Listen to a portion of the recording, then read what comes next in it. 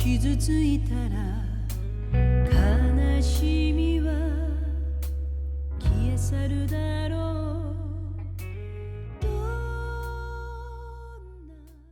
Hello and welcome to the Weekly Stuff Podcast with Jonathan Lack. And Sean Chapman. We are here to talk about stuff. This week on the show, Nintendo had their first Nintendo Direct of 2022, so we're going to break down the news out of that. You will hear our Weekly Suit Gundam conversation on Mobile Suit Gundam The Origin Part 5, the best episode of Gundam The Origin, so that is a substantial conversation. This is probably going to be a long one today. And we'll talk about some other odds and ends, some stuff. Sounds fun. Yeah, we are still deep on the Gundam Origin train, and it is a very fun train to be on. Excellent train to be on. We are almost done. It's been so fun to be doing these, and I hope you guys have been enjoying them. And if you're not into the Gundam side of things, Gundam The Origin wouldn't be the worst place to start. And if you're not into it at all, we do have all this other stuff that we're talking about as well. We've got some stuff for today. I did want to do one piece of housekeeping, Sean, which is to remind everyone that we had a bonus episode last week. And it feels weird calling it a bonus because it was 4 hours long. And it was the Persona 5 Royal episode, the long-awaited, very belated, much anticipated Weekly Stuff podcast about Persona 5 The Royal. And in addition to that is the standalone one just about the Royal content. I have also finished editing, and it is all ready to go, the complete Persona 5 Royal spoiler cast, which is where I have taken all of our original Persona 5 conversations, which were originally edited into a 10.5-hour podcast. I have taken those, and this is a ground-up re-edit. I didn't just take the old stuff and toss it together. I went from the original audio files, ground up, kind of rethought some of how I had edited it before, and it is that with all of the Persona 5 Royal content into an episode that is 14 hours, 31 minutes long, and that will be out in your feeds, barring any technical difficulties, because it is very long, on Friday. So this Friday, the 18th of February, it will also be on YouTube on that day, where it is having to be split into two parts, because YouTube only allows videos up to 12 hours in length. So I bet most YouTubers never have to experience that. I bet most YouTubers don't know that, and you don't usually need to. We're just weird. So that is coming Friday if you want to hear the entire complete magnum opus Persona 5 / Royal conversation all in one place. I think it's pretty fun. Yeah, I'm very excited that we'll finally have a podcast out that will be as long as, like, if you listened to it as soon as you woke up, it basically is the length of your waking day. It's like 14 hours. It's like you wake up, the first thing you do is start listening to the podcast, and then it's done, and then you get ready to go to bed. And I'm glad that we have something that you could literally spend the entire day just listening to that podcast. Yes, like if you worked a 9 to 5 and you literally, like office job, and you listened to podcasts while you were working, you couldn't get through it at your 9 to 5 in one day. Exactly. Yeah. So it's pretty fun to have it all in one place. It's got some fun visual goodies and bonuses, and like I said, I used the original 10.5-hour edit for reference for some things, but that was one of the first videos I ever made, like, for the YouTube channel. So there's a lot of stuff I wanted to do to just make it look more like our current stuff, make it sound better. I think the edit is a little tighter, so it was fun to put it all together that way. And good. So it's a full remastered version of the old podcast as well. Yes, exactly. Which also, I just have to say, praising my MacBook Pro that I've been singing the praises of because it's an amazing piece of tech. I thought maybe Final Cut Pro would get a little, like, slowed down by having 14.5 hours of stuff on the timeline. No, that thing still moves very zippy. I mean, it's 14.5 hours mostly of audio and still images, but that's still 14.5 hours that I can just scrub through really fast. Pretty amazing. So that has been a lot of fun. So that's one thing I've been up to. What have you been up to, Sean? Not a huge amount of stuff. One thing I have been doing that I've been having a very good time with is I've been cracking into some old school classic Doctor Who because I've just been in the mood for it. Nice. I think, like, all the news of, like, oh, there will eventually be Doctor Who will be good again has made me like, oh, I should start watching some Doctor Who stuff.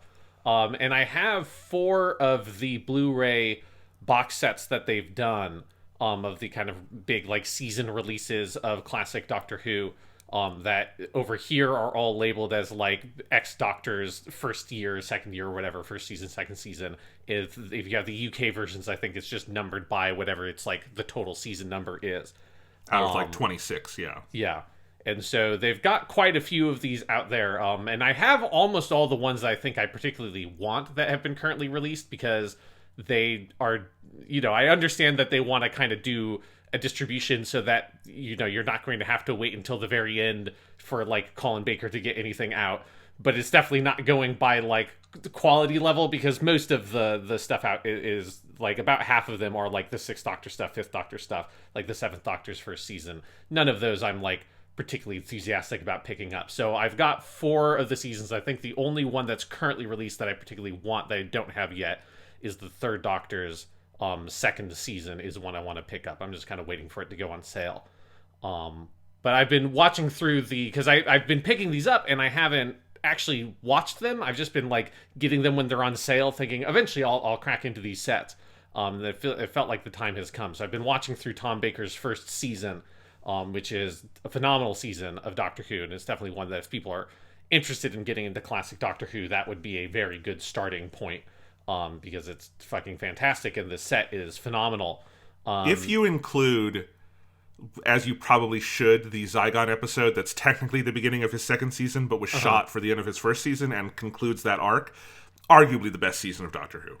Yeah, it's up there for sure. Yeah, it is, and it's one of the things that it is very frustrating that his second season isn't out. Tom Baker's second season, and it's like, I get it. I get that you want to have some like the John Nathan Turner stuff out there just for like variety's sake, but also that like none of those are the only season in that era of Doctor Who that's like really good is the Seventh Doctor's last season, which is one of the ones I have. Thank God they have that one out and didn't like skip over that to do like his second season or something first. But yeah, so his first season is one of the best. And it has been fun going through these box sets because I'm doing it like very thoroughly. Like I'm watching the episodes and then watching all the bonus content, and even going through and like I'm not watching the entire like director's commentary type stuff. But I'm like skipping through on those even for like some of like the major scenes I want to look at and stuff like that. And going through these sets has reminded me that the Doctor Who fandom might be the most successful fandom of all like sci-fi series, in the sense of it is ridiculous to me how like lavish these box sets are. Like extremely affordable. Like especially if you get them on sale, you can get most of these for about $30. And the most expensive they are, if you're paying them full price, is like $60 for the biggest sets that have like the most amount of stuff in them. And to clarify, like, because Sean, I've been getting these too. I have two of the Tom Baker ones. I'm gonna get one of the John Pertwee ones because we're gonna do something with that at a certain point. This is a little tease, but you know what it is. Yeah. But anyway, so I've been going through these too, and it is like because for people who don't know, classic Doctor Who in the DVD era was released one serial at a time, which is part of why they have as many features as they do, is because they really focused one serial at a time. But that was fairly cost prohibitive if you wanted to get all of those. And then these Blu-ray sets combine all of that with even more stuff. They are the most lavish sets for television ever made, like by far, easily, and maybe for anything. Like the only thing it would rival, I think, is like the Lord of the Rings extended cuts with the appendices. Like, it's wild. And when you say they're the most successful fandom ever, I mean, there's so many layers to that, just from like, why do we have the audio for the missing episodes? It's because people taped it, right? Down to like, the amount of stuff, like down to like they have all the broadcast trims and all this crazy stuff that you would never think to include, but it's crazy people make these sets, and they're wonderful, wonderful sets. Yeah, it is the thing that I've been just like gobsmacked by every time I pop a disc in. Is just, I mean, so in the set, each serial is on its own disc. Even, and I found this very amusing, the Sontaran Experiment, which is only a 2-episode little tiny arc in the Fourth Doctor's first season, that is mostly there as a way to make it so that they could spend a lot more money on the arc in space. So that they did this little tiny 2-episode arc that's shot entirely on location over the course of like 2 or 3 days. It was like an incredibly cheap story to produce. And even that gets its own disc.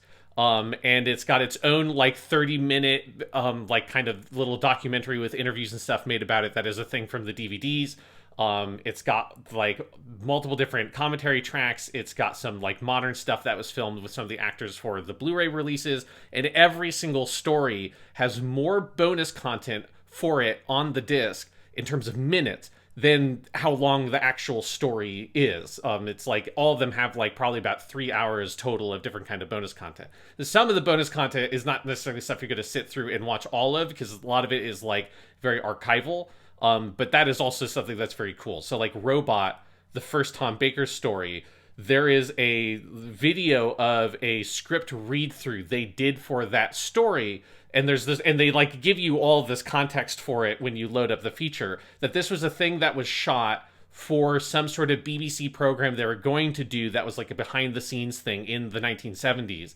And so they shot some footage of these script read throughs that normally would not have been filmed back in the day because they didn't have DVD bonus features. Like that is a thing that you will sometimes get on TV show bonus features these days, but because they know it's a thing that fans might want to see, so they'll film script read-throughs.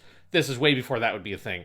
But they have this video because it was shot for this show, but the actual program never ended up getting fully made, and so the footage of this script read-through was just like sat in some BBC archive for years and years and years, and the fans managed to find it and recover it and clean it up so that it is something that you could actually watch. Unfortunately, the audio for that doesn't exist because it was so degraded over time and it was effectively lost. But what they did is they synced up the audio of the dialogue from the actual episode to where they were in the script read-throughs. And then so they had... This is the crazier part. They then had professional lip readers read lips and provide what they believe are like as accurate subtitles as you could make for anything that is a change to dialogue from the old version of the script, that obviously like there's some lines that changed when it was actually filmed, and to provide as like much as they could an idea of what like some of the conversations that they're having that are off script between the actors as they're doing the script read through, and sometimes they'll just say something to one another, and they've had professional lip readers look at that footage and give you subtitles. And it's like, that is the most niche fucking bonus feature I think I have ever seen. And it's like a 30-minute video. And I didn't watch the whole thing, I kind of skipped around it, but it is like amazing to watch this 1970s thing of all the people involved in making what is one of the most like interesting and important Doctor Who stories from that era, because this is the transition from John Pertwee into Tom Baker, with Tom Baker, of course, being the most famous and kind of most beloved performer in the role. And getting to see all the people there, everybody is smoking a ridiculous number of cigarettes. Like, that room must have stank something fucking awful. You've got like Phil Hinchcliffe, the showrunner there, and Bob Holmes is like in the background with a fucking like old school pipe. He looks like he's goddamn Sherlock Holmes. It's fantastic. It's just, these sets are really, really cool, and I'm glad I'm finally making the time to dig into them. So if there's anyone listening to this who's already a fan of classic Doctor Who and you haven't gone out of your way to pick up one of these sets, I really highly encourage people to pick them up, because it is one, the episodes themselves just look so good and sound so good. They've done a lot of really good restoration stuff there, particularly for if you know what to expect, to be clear. Yes. Yes, you have to have your expectations in line, but like, classic Doctor Who, as with any like old BBC show that was shot mostly on studio, and so like on really bad video back in the day, it doesn't look, it's not going to look like a 4K movie or something like that, but it looks way better than it ever has looked before. And some of the stuff that is shot actually on film looks really fucking good because it was shot actually on film. But it's just, the whole thing is so lovingly put together. And if you're someone who's curious about classic Doctor Who and hasn't actually taken the plunge, this is definitely the best way to do it, because I think it both, you just get to watch these stories. Again, they're not expensive at all. You can get them really cheap, particularly if you wait for them on sale. And then also all the bonus features just, I think, convey so much of what is like remarkable and fun about the show and its history, and like the weird nitty-gritty production details about how do they make, a set to try to convince people that like here is like all these actors are on some sort of space station when they have basically literally no money at all to do so. And that's some of the stuff that's so much fun about classic Doctor Who, is getting interviews with like, here's the guy who was like the production designer for the arc in space, and there's like a 15-minute video of him just talking about that whole process of building that set and what it went into it and the compromises and the choices they had to make. And so all that stuff just makes, I think, it even more fun to watch the episodes and to see like how much work and creativity went into making what is, you know, I think one of the best TV shows ever made. It's amazing stuff. I have the Fourth Doctor season 1 and season 3, which are they need to get season 2 out, damn it, because that's the best run of Doctor Who is those 3 seasons. Yes. But and I have those 2, and then I have an Amazon wish list I have with all of the other ones that I'm just go and check periodically. And I'm planning to maybe just start like buying one of those a month, kind of as like put a little bit of my paycheck towards collecting those, because I do want to get all of them. Because I also have a substantial number of the classic Doctor Who DVDs, because I went through a huge project of using libraries and Netflix and all this stuff to rip all of those to a hard drive, which has sadly, that hard drive had a problem and I've lost a lot of the work I did. Oh, no. But I've gone through and I've seen the kind of breadth of this project they did, and then so some DVDs I had to buy, so I own a good number. Like I have the whole Key to Time season. So if they ever do a Blu-ray of that set, I'll have to make a decision of like it probably won't be that different from what I already have. But anyway, but it'll be smaller. The best thing about the Blu-rays is they're space saving. Yes, they're in little boxes. Anyway, but I'm very impressed by them. I did. Over the holiday break, I was home with my brother and my family, and he has never really watched any classic Doctor Who. I think the only classic Doctor Who he'd ever seen is I watched The 10th Planet before Twice Upon a Time aired, the last Peter Capaldi episode that had the first Doctor in it. Mm-hmm. And he had seen The 10th Planet with me, which is a good story, but not one that I would ever use to introduce someone to classic Doctor Who. Yeah. Because like William Hartnell is barely in it for various health and what kind of production reasons. And one of the episodes is missing and all that stuff. So it's an interesting one. But I had my parents got me the Tom Baker season 3 for Christmas, so I was looking through that set, and I said, Thomas, I should show you one of these. They're all so good. I was telling him about Talons of Wang Chiang. I was telling him about the Robots of Death. Just all these great stories. And he was and the one he was most interested to see was the Deadly Assassin, because I was telling him like that is the lore Bible episode of Doctor Who. That is basically where all the Gallifrey lore comes from that they still use to this day, up until Chris Chibnall just retconned every single inch of it. Yes. But ignore that for a second. And he was like, oh, that sounds cool. So we watched that. Jesus Christ, that's a good episode. The Deadly Assassin is like, for one, every episode is just a different like movie they're riffing on. Like it's the Manchurian Candidate. It's the most dangerous game for an episode that I think is amazing.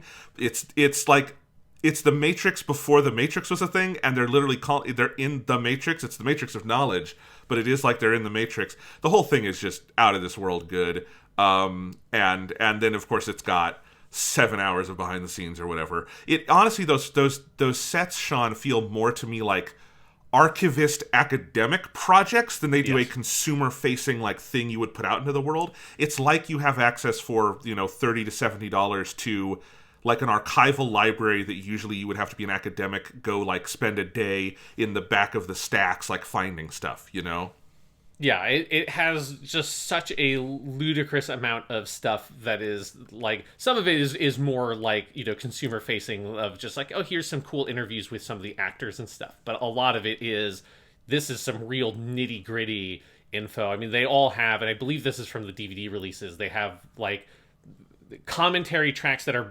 subtitles effectively, so it's just text that comes up on the screen that gives you production details, and they are like frighteningly detailed, like this, like, yes. So it's like, here's where this day of filming ended, and this is where now they're filming on November 17th 1974. It's like, Jesus Christ, it's like here's like this line from the script, and here is how it was changed. Like, there is so much detail that, like, especially if you're someone who's, for a lot of this Fourth Doctor stuff, this is like the fourth, maybe fifth time I've watched The Ark in Space. Like, at that point, this is like something that is so fun to then be able to see some of that and look at it with like fresh eyes, because I know the story so well that being able to get like that level of like really in the weeds amount of production details and things like that is really cool. It is the kind of thing I wish like every big franchise or everything, big or small, could have this level of like love and care put into physical releases that are also like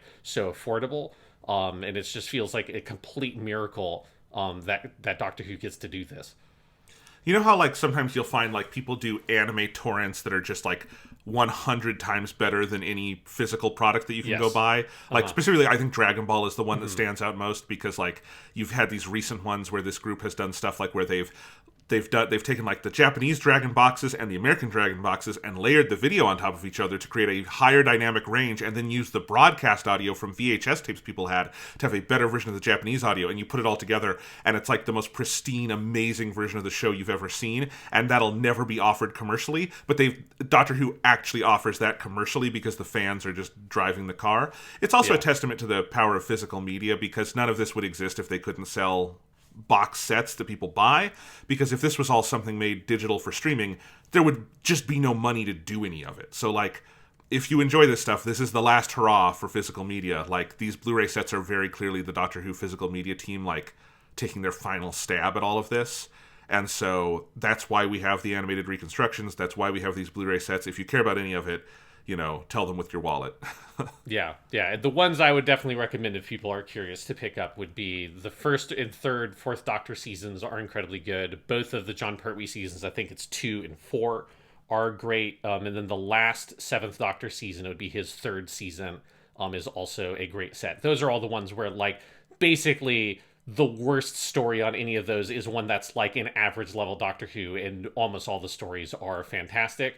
If you go outside of those ones, all the other seasons I think they've put out are pretty rocky seasons overall. Like, the last 2 Fourth Doctor ones have some good stories in there for sure, like particularly City of Death. His penultimate season is fantastic, but you've also have to, you know, you've got like Horns of Nimon is in that season, and that is not a story that anyone really needs to see. I haven't seen that whole season back to front, but I will say, if you're interested, the Tom Baker season 6 set is actually pretty cool, because it doesn't just include that, it includes the whole animated version of Shada they did, which has never been on Blu-ray in the States. I had to import the Blu-ray, and it's going to have all that content plus more, and that is one of the best sets they've ever done, and I actually really like Shada as a story, so that's just kind of a steal on its own. You could just treat it as like, I'm getting Shada plus City of Death and then some other stuff.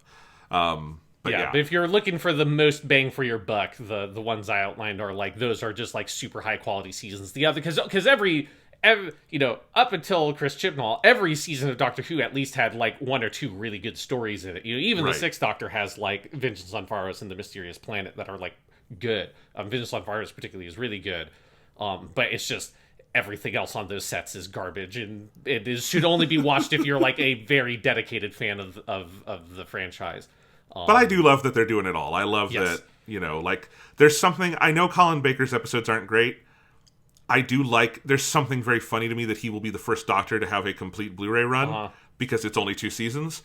But also, like, I love that even the Colin Baker stuff gets all the love, because I would bet that the bonus features on those Colin Baker sets are way more interesting than the episodes. Oh, yes. Yeah. No, that would definitely be, when I eventually pick those up, and I definitely will, that will be why I buy them, is for, I want to watch, here's the 1 or 2 stories I want to watch, and then I want to see, like, there's got to be so much good shit on the Trial of a Time Lord.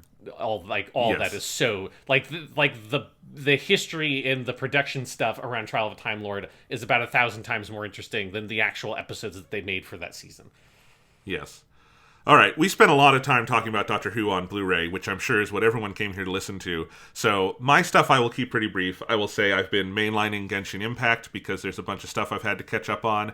I've been doing all the Tsunami Island stuff, which is that fog island. That's the worst thing they've ever done in Genshin. I really don't like it. Oh, I really liked Tsunami Island. I thought that was a cool. I like that thing. The story stuff is fine. I find the gameplay side of it like trollish and obnoxious. I think it is. I really liked it. I thought I enjoyed the kind of Groundhog's Day thing of like coming back to the island the next day and having like the chests have like reappeared and stuff like that.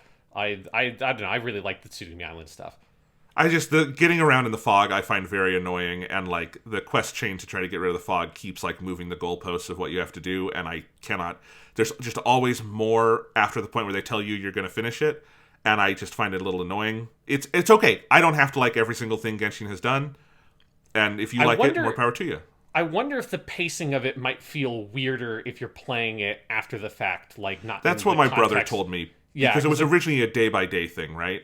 Yes, yeah, because in the original update, there was like I forget there was another event going on. I forget which one it was, but there was an event going on, and then you also had the Tsunami Island quest, and yeah, you would like play up to a certain point and basically quote unquote like finish it and be like, okay, it's like time for us to leave, and then the next day everything was reset and nobody remembered who you were, and all the chests were back, and it was just like, what the fuck is going on? Like I I remember don't finding it very interesting. Yeah, it doesn't really do that anymore. So, like the fog will reset, but it doesn't work quite the same way.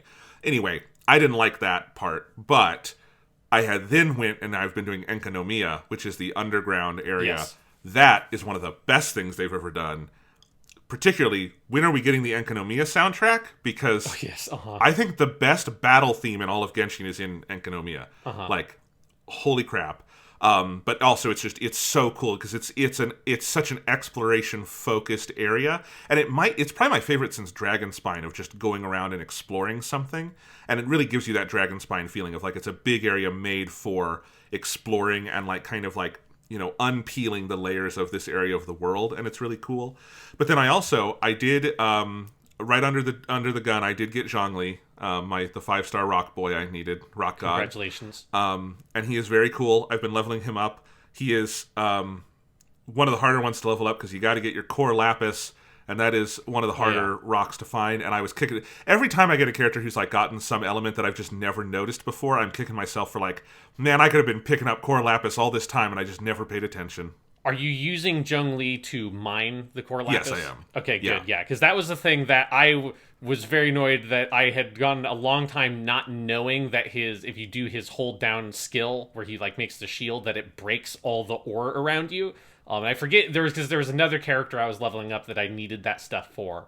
And I was doing it. I was smacking it with like Beto's Claymore or something. Then eventually I was watching a video of like a live stream or something of Genshin Impact and saw someone do that. I'm like, oh motherfucker! Like there's something that like it's so satisfying and it makes it so easy. I'm like, I spent hours playing this game, like mining and doing other stuff that it would have been so much better if I knew the Zhongli thing. So it's good that you know how to do that, because it definitely makes that process satisfying and faster to do.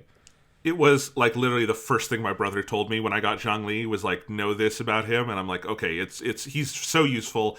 I only have him at level 70, but I've got him on my team all the time now because even if you have him a little under leveled, he's so useful for so many things. So he's been a lot of fun. I've been having fun with a lot of like the Geo side of things because I've never really leveled a Geo character much, and now I'm doing him, and I'm also doing Ningguang because I realized I just love. That character has become so prominent in the story that I've wanted to go back to her, and then I also realized she's very good for this boss that you have to do to get stuff for Yunjin, the boss on Surumi Island. Yes. Yes. So I've been leveling her up as well. So I've been fighting the Geo Hypostasis a lot, which is a fun boss once you figure out how to kind of break it, which Zhongli is very good for. I like that Zhongli is good for the boss where you get the stuff for him. That's not true for every character. It's one of the things that's fun about Geo as an element is that outside of the Geo slimes, which are immune to Geo damage, but most like Geo-based enemies are vulnerable to Geo. And it's kind of like one of the things that's unique about that element is it's kind of good against itself. Yeah, it's a cool element. So all of that, I've been having fun with just a lot of different corners of the game. And I finished all of the new story content so far. And so it's also good. It's a good game. I'm excited for the next update. Yeah, I mean, the next update's in a couple of days, and we'll get Yaimiko is the next update, and that's very exciting. One thing I just thought of, I wanted to mention about Tsunami Island, because this is, I think, a thing about that story that kind of blew my mind when I played it, is that Genshin Impact has like very Dark Souls-esque item descriptions where there are lots of like really interesting lore and narrative details that are buried in certain item descriptions, particularly on the artifact set. And one of the things that's interesting about Surumi Island is that the entire basic story of that island about the boy being sacrificed to the Thunderbird, but the boy who's been sacrificed is the Thunderbird's only friend through like the boy saying the song that the Thunderbird liked. It's like a really nice, touching story. That whole story was told in this very fairy tale bookish way in one of the artifact sets added, like I think it was in 1.0 or it might have been added in 1.1. It's one of the Electro sets you can get in Mondstadt. So I had read basically what that story was like a year ago, and so then playing Tsunami Island and slowly piecing together, wait a minute, this feels weirdly familiar, and realizing, oh my god, like I read what the story is. And that is a thing that's very cool, that is like popping up more and more now that there's more like bigger stuff out there. Like there's some stuff in Enkanomiya that has that effect, and like La Senora, there's a lot of stuff with that character that some of her lines make more sense if you've read the Crimson Witch of Flames artifact set and stuff like that. But the most grim and crazy thing about that artifact set is that the goblet of that artifact set in the lore is meant to be the goblet that they use in the ritual to collect the boy's blood when they sacrifice him. And that's like fucked up. That is like the most grim fucked up thing in a video game I think I've ever encountered, that is only there if you read the lore text. But I'm like, this is the most metal fucking, like even Dark Souls wouldn't go this far. And it's like Genshin Impact, when you dig into the margins of that game's like narrative, there's some like really crazy shit. And that was one that just, it was a thing I hadn't thought about in a while, but you mentioning Tsumi Island made me remember it. That's pretty cool. I have also been playing Pokemon Legends Arceus on the Nintendo Switch, and I am going to hold off, I think, talking about that game at length until next week, because I'm only about 6 hours in. I'm really liking it, actually. I think it's really cool. I think it's a pretty great, like, interesting game, and certainly, like, it's so shocking as a longtime Pokemon player of, like, we've been used to, like, because I've said this before, Pokemon has changed more over time than I think people give it credit for, but it's changed incrementally over a lot of games. Mm-hmm. The thing about Legends Arceus is that it changes just about everything all at once, and so it's a really interesting title for that reason. And it's not a perfect game. I think everyone's seen the controversy over the graphics, which I do think is overblown. I actually think it's a very nice looking game in a lot of ways. It's not a perfectly polished game, and certainly there's counterexamples you can hold it up next to. But like overall, I'm actually very impressed with it. But I think I want to spend a little more time with it before I like go deep with it.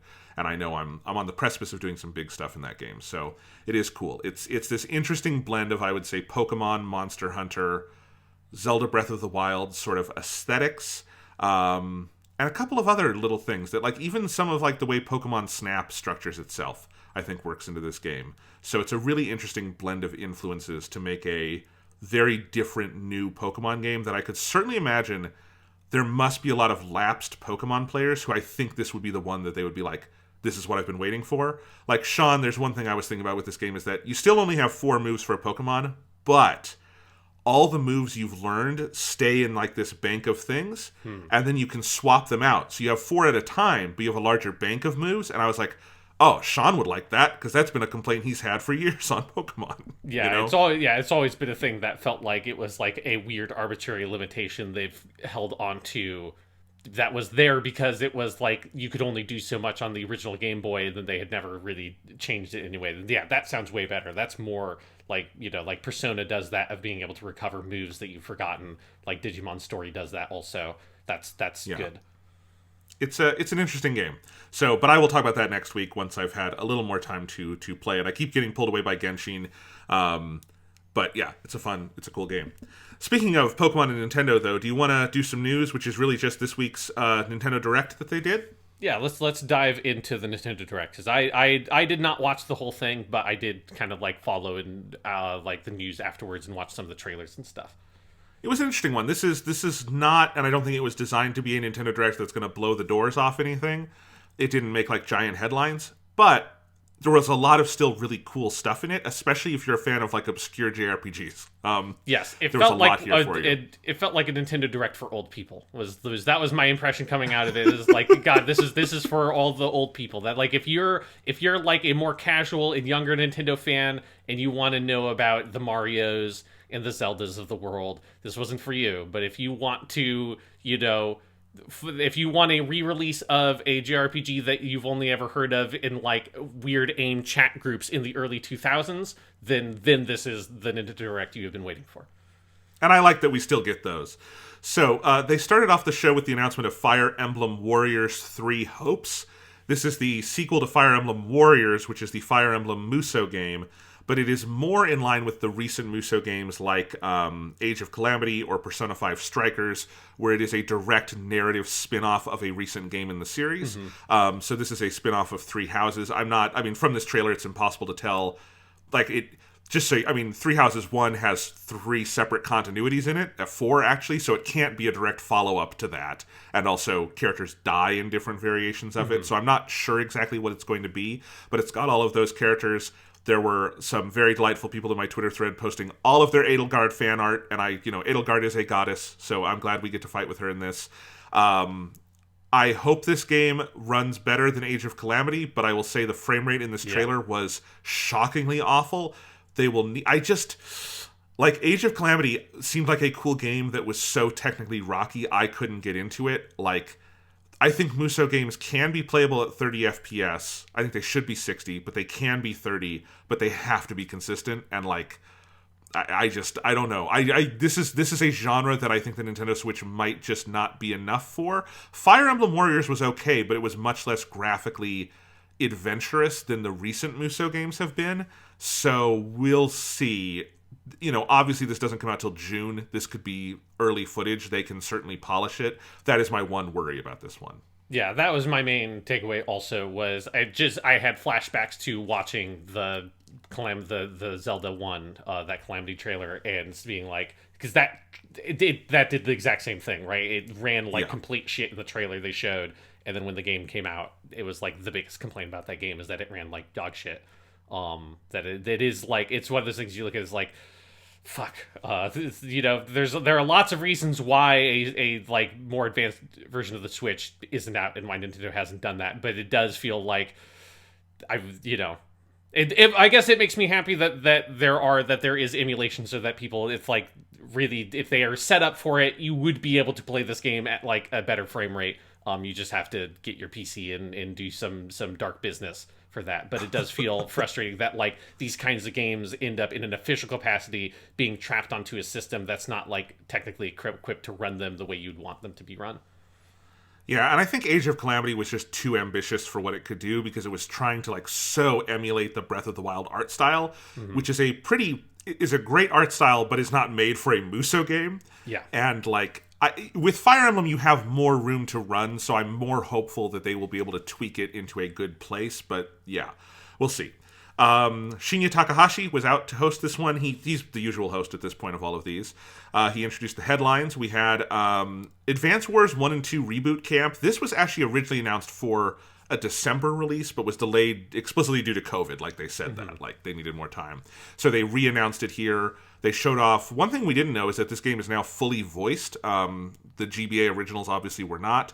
Lots of extras, including creating custom maps, which is an interesting thing I haven't seen in something like this yet. That could be fun, but that is coming out April 8th. I am excited for that. I like Advance Wars, and I'm looking forward to this. No Man's Sky is coming to Switch. This trailer was funny to me because I haven't really ever looked at No Man's Sky since the launch code that I played on the disc, and then it was terrible and I got rid of the game.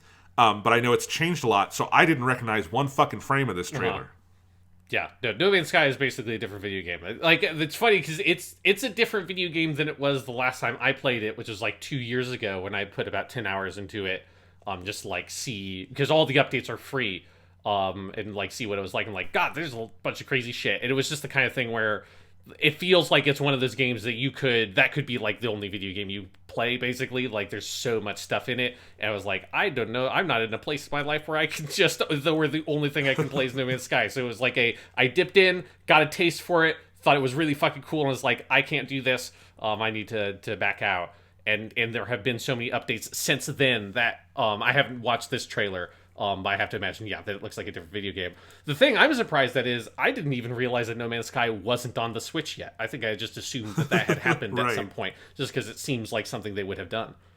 Yeah, they hadn't yet, I guess. It looked like it was running pretty well. Some people were surprised, and No Man's Sky seems like it's pretty scalable. I could imagine them making it work, so that's going to be on there. Then they showed off Mario Strikers Battle League, which is the new Mario Strikers game. Mario Strikers is Mario Soccer, Mario Football for those of us, or for those of you in just the rest of the world. Yeah. But it looks very fun. Mario Strikers was a GameCube title originally, and it's this like crazy offense-focused soccer, crazy and cartoony.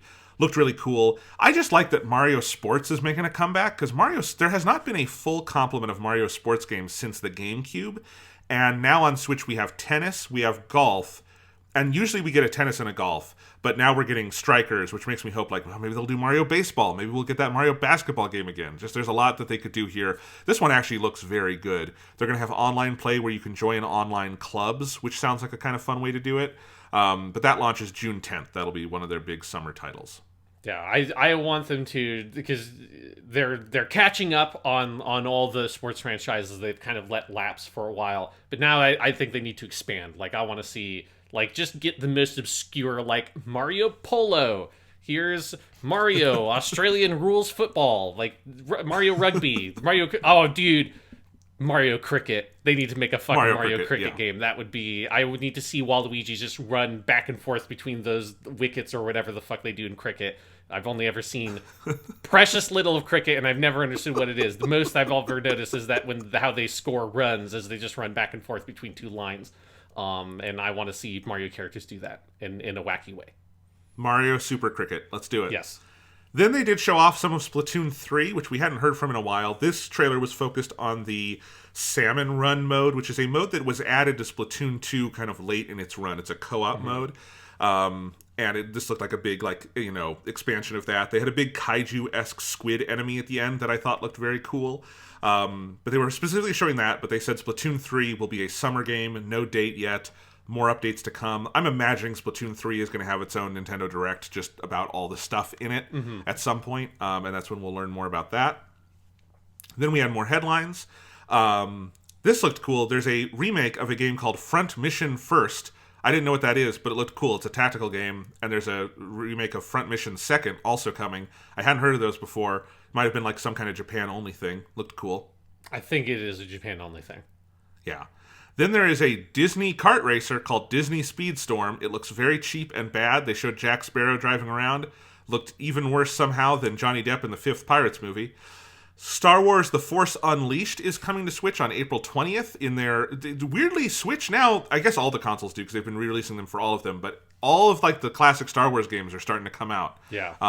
From like this era. And this one will even have the motion controls from the Wii version will be included. Yes, because this is specifically a port of the Wii version, which is interesting because from what I understand, it is like a fairly different game than the Xbox 360 PS3 versions. And like in a way that people like, I think I've heard people talk about it very fondly. I never played that version. I did play the Xbox 360 version. And it's something just like amusing to me about like if it's just like sort of like pulling out all these like weird old games that it feels like, you know, we're okay, but are not like good enough on their own terms to generally like warrant getting re-released again. But it's just like it's a Star Wars game, so it gets the special treatment. But it is, I'm curious to see some of the footage of the Wii version, just because I've heard that there are like different characters, there are different levels, and like in some of the stuff of like the weird physics stuff that's in the 360 PS3 version aren't in the Wii version because the Wii wasn't like technically able of doing all the weird Euphoria natural motion physics and all that shit they put in Force Unleashed. So I'm curious to see more of like what that game looks like, because it's one of those weird relics from a bygone era where different like editions or versions of the game on different consoles could be like totally different games. It was like one of the last times within the Wii era that kind of thing still happened. Here's my just request to Disney, Lucasfilm, whoever is making the calls on what games to put out. Please do a collection of the Super Star Wars games. Please. They are so good. You did Super Star Wars 1 on PS4. I don't know if everyone remembers that. PS4 and Vita got a port of Super Star Wars 1, but these are the Super NES games. They also had Super Empire and Super Return of the Jedi. Those games are fucking great, and with all the cool retro collections we've had, it is criminal there is not a Super Star Wars collection, because those games kick ass. No, they should put out the Star Wars Famicom game where Darth Vader turns into a scorpion. That's the one that they should release.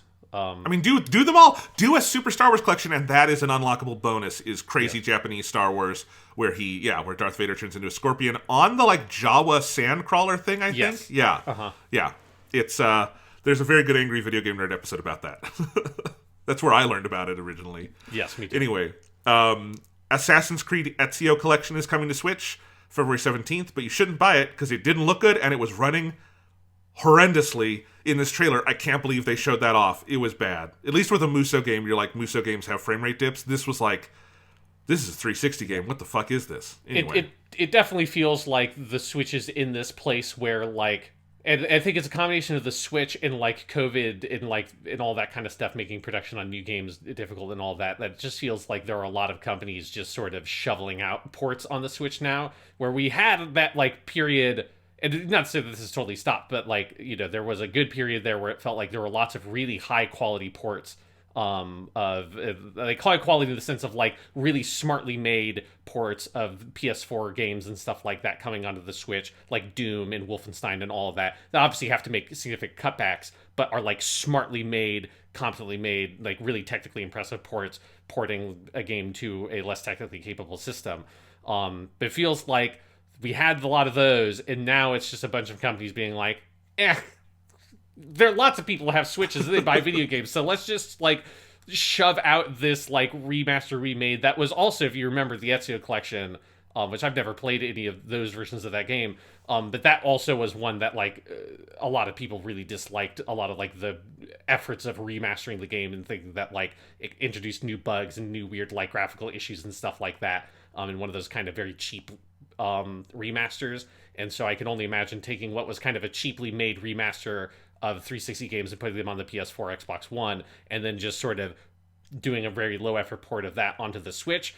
Just feels like it's like recording like an audio file like off of like a speaker over and over and over again, and eventually you're just getting this really deteriorated, shitty version of what used to be, at least Assassin's Creed 2 and Brotherhood, very, very good games.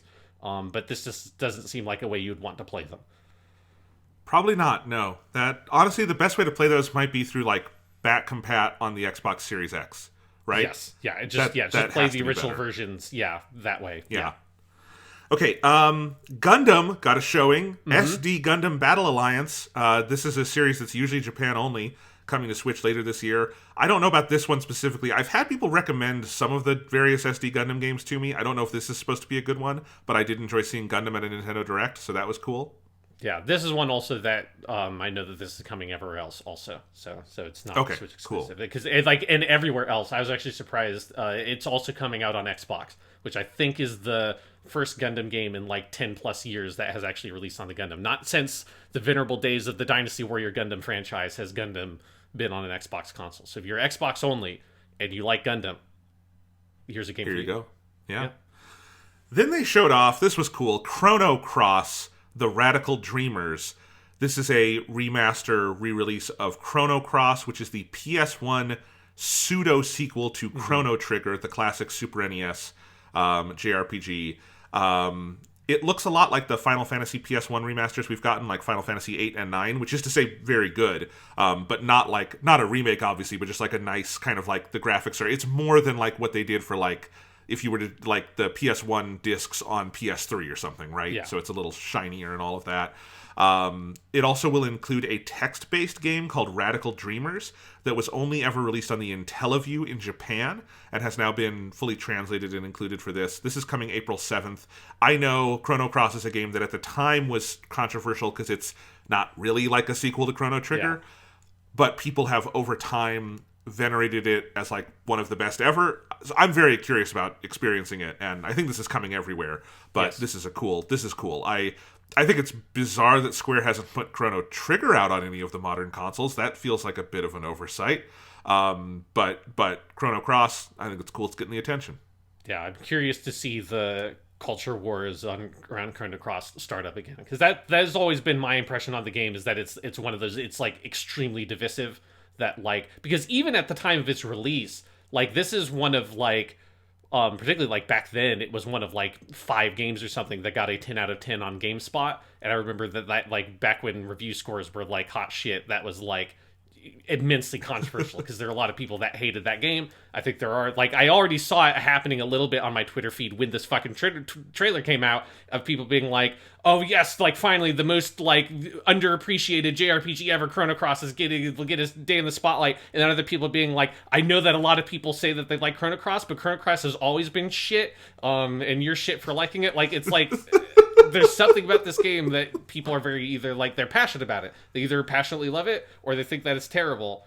And so which that makes means me that really want to play it. Like, exactly, yeah. It's one of those where the whole thing is that it's like about parallel universes and stuff, and there's like some ridiculous like 30 or something potential characters you can get in your party and a ridiculous number of different endings and stuff. Yeah, it's always seemed very interesting, and I'm glad it's coming out everywhere because I think there's a pretty good chance that I'll check it out also, because it's a game I've been curious about because it inspires a lot in people, one way or the other. There's an era of JRPG that I've never really dived into that, like, people sometimes ask us, like, what's on your to-play list? Like, what do you most want to play? And for me, a lot of them are in this era of, I would say, like, the PS1 and Dreamcast era, where I would say it's, like, Final Fantasy IX, Chrono Cross, the Suikoden games, Skies of Arcadia, JRPGs that have, like, really passionate cult followings but are not, like, broadly that well known. And I've always wanted to dive into all of those, and this is on that list, so maybe this will be a good time.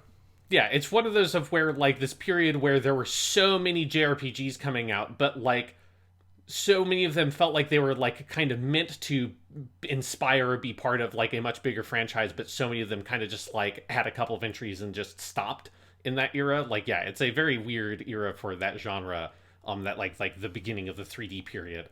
That I'm with you, that it's cool to see some of those games starting to come out, like Chrono Cross, in a like consumable form on modern devices. Then we had Kirby. We had a cinematic trailer where Kirby is in the Last of Us world. Basically, it's like an overrun post-apocalyptic world, just with a little less blood. He fought some furry dog things in a rundown car shop. Then he sucked the whole car into his body and became a car, kind of. It's very weird. They showed off more gameplay. This was, of course, the new Kirby 3D game, Kirby and the Forgotten Land. The thing they showed off was Mouthful Mode, which is not a Kirby porn. It is part of the game. I mean, it might also be a Kirby porn. I'm sure if you search Mouthful Mode on Pornhub right now, you will get a lot of... Sean, do you want to Google that for us right now? How many results do you get searching Mouthful Mode on Pornhub? I'm not going to go to... No, fuck that. I was just going to Google it. Okay, Google it for me then. Okay. Turn safe search off. Anyway, we saw vending I mode always where have safe search off, motherfucker. I'm never safe on the internet. Kirby has vending mode where he attacks with juice cans out of a vending machine. He becomes a traffic cone. He has scissor lift mode, also not a sex thing. The whole thing looks very weird and I love it. Big Mario Odyssey vibes from this game. This is honestly, I got a question on Twitter, what are your most like anticipated games of the year? I have to admit, Kirby and the Forgotten Land is very high up there for me. They announced this is launching March 25th. This looks like the most ambitious platformer Nintendo has done for like a non-Mario or Donkey Kong character in a very long time, and I'm looking forward to it. It looks really cool. Yeah, so I've Googled Mouthful Mode, and like obviously this isn't going to work because now it's just all Kirby stuff, but somehow that's made it worse because it's all like fan art of people drawing Kirby shit. And I'm just going to post a link here, Jonathan, for you, so that you can just click on that link, just so you can see what I'm looking at on my screen, because I don't know what I'm looking at, but it's making me very uncomfortable. Okay, I am trying to click on it here. Oh god! Oh my god! Oh yeah. What? Mm-hmm. This is like It's like if you imagine, what if like Kirby swallowed things, but instead of it just being a cartoon, like something gets sucked into his mouth, he just swallows and it's fine. What if he ate things like the way a snake ate something? That's basically this. It's Kirby eating. It must be like a specific cartoon character. I don't know what it is based on the outline, but it's just Kirby swallowing something, but it's Kirby's skin wrapped around this human as he's like sucking her into his body. And there's a lot of fan art that looks like that if you just Google Mouthful Mode. And I don't think I can ever play Kirby game again. I think Kirby's done for me as a character. I think it's over. I just don't. Yeah. This is. I made a mistake Googling this. I should have gone to Pornhub. I would have found safer shit if I had just Googled this or I've just searched this on Pornhub. I will do my best to edit that photo into the YouTube version of this for people listening on YouTube so you can see it. Oh, well, I want them to see it. Okay. Anyway, more headlines. Shohei Ohtani came up to show off MLB The Show 22 for the Switch in a very like Japan baseball focused trailer. There was also a weird Muppet. It was kind of funny. But MLB The Show 22, I forget if MLB The Show 21 was on Switch. I know that 21 is when they started putting it on other systems, but it'll be on Switch now. Yeah, 21 was the one that went PC and Xbox. Now it will be on Switch also. Yeah. Yes. Then they showed off a series of game collections, including the Kingdom Hearts series that is only for cloud play, but they're charging full price. It costs exponentially more to buy Kingdom Hearts for Switch, where you can only play it connected to the internet, than if you go to like Best Buy right now. You can probably buy that all-in-one collection for like $10 and have everything for your PS4. Mm-hmm. Do not buy this. Do not buy the cloud version of Kingdom Hearts. Just don't. Just don't. Do you think there's someone who's going to buy that thinking that, like, it allows you to play as, like, Cloud from Final Fantasy VII because he's in those games? And they're like, oh, it's the Cloud edition of Kingdom Hearts. Let me pick this up. And they're like, what? It's just normal Kingdom Hearts, but it looks like a YouTube video, and every time I press a button, it takes 2 seconds for him to do anything. You know, the one nice thing about how Nintendo does the cloud games is that you cannot give them your money for it and buy it until you have downloaded a demo and tested it on your network, which is actually a fairly consumer-friendly thing to do. They do not let you just buy it and, like, trick you. So, thankfully, that will not happen to anyone, but it is funny to imagine. Yeah. Klonoa 1 and 2 are getting a collection. This is a old kind of cult classic platforming kind of thing. The Klonoa Fantasy Reverie series coming July 8th.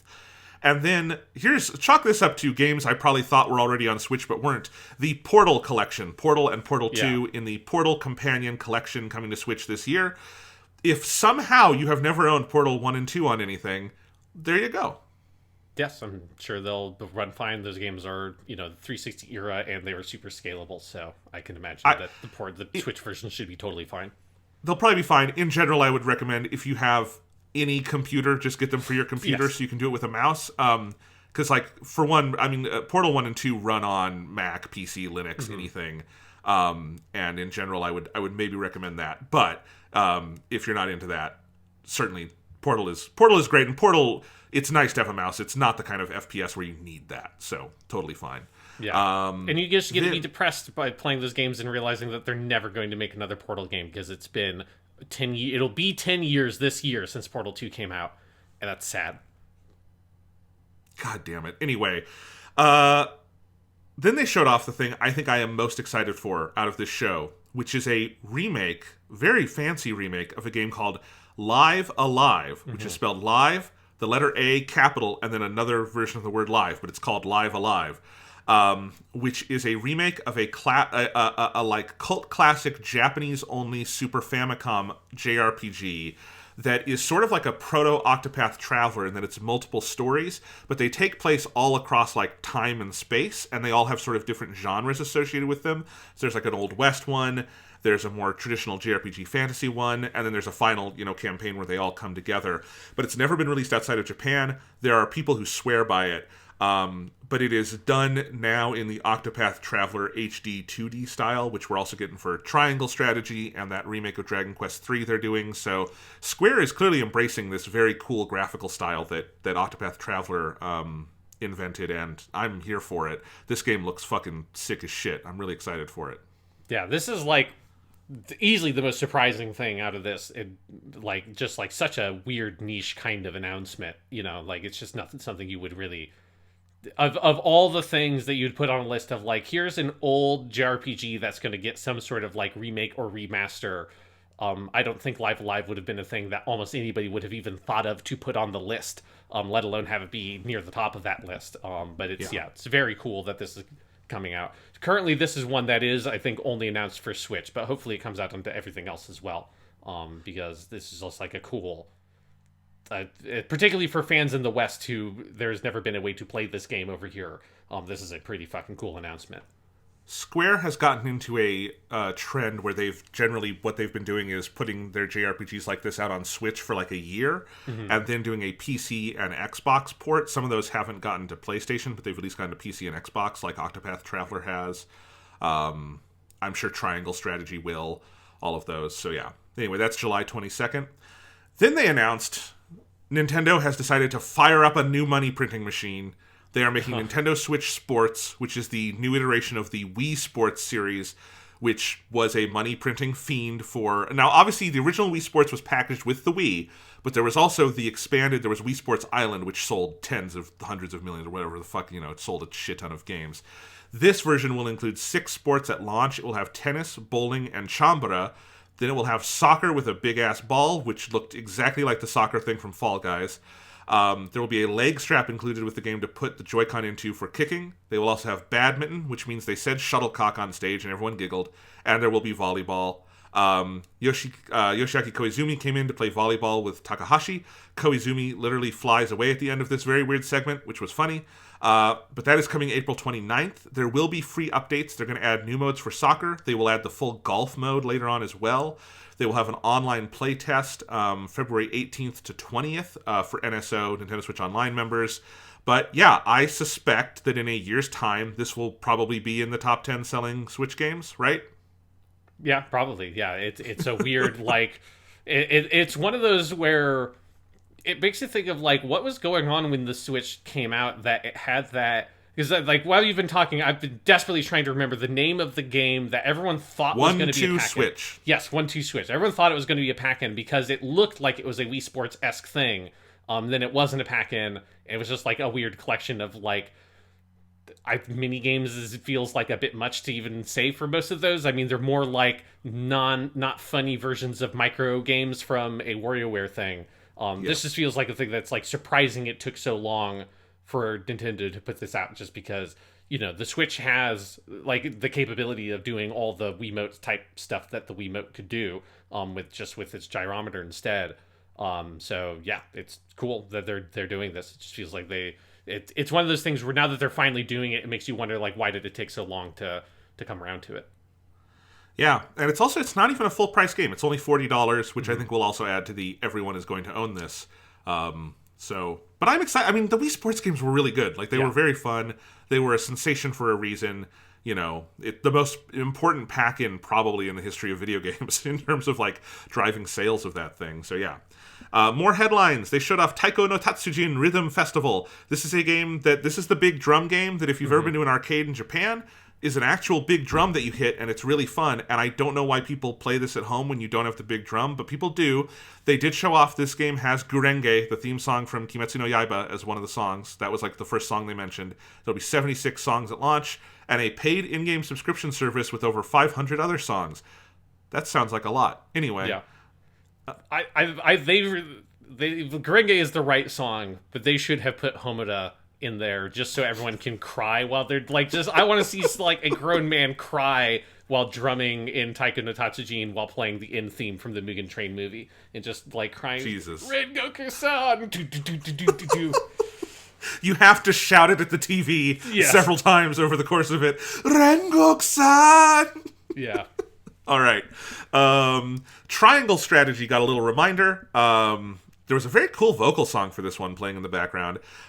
There's a new demo playable to the end of Chapter 3 that is out now, and then that is coming out, I believe, March 3rd. I am very excited for that game.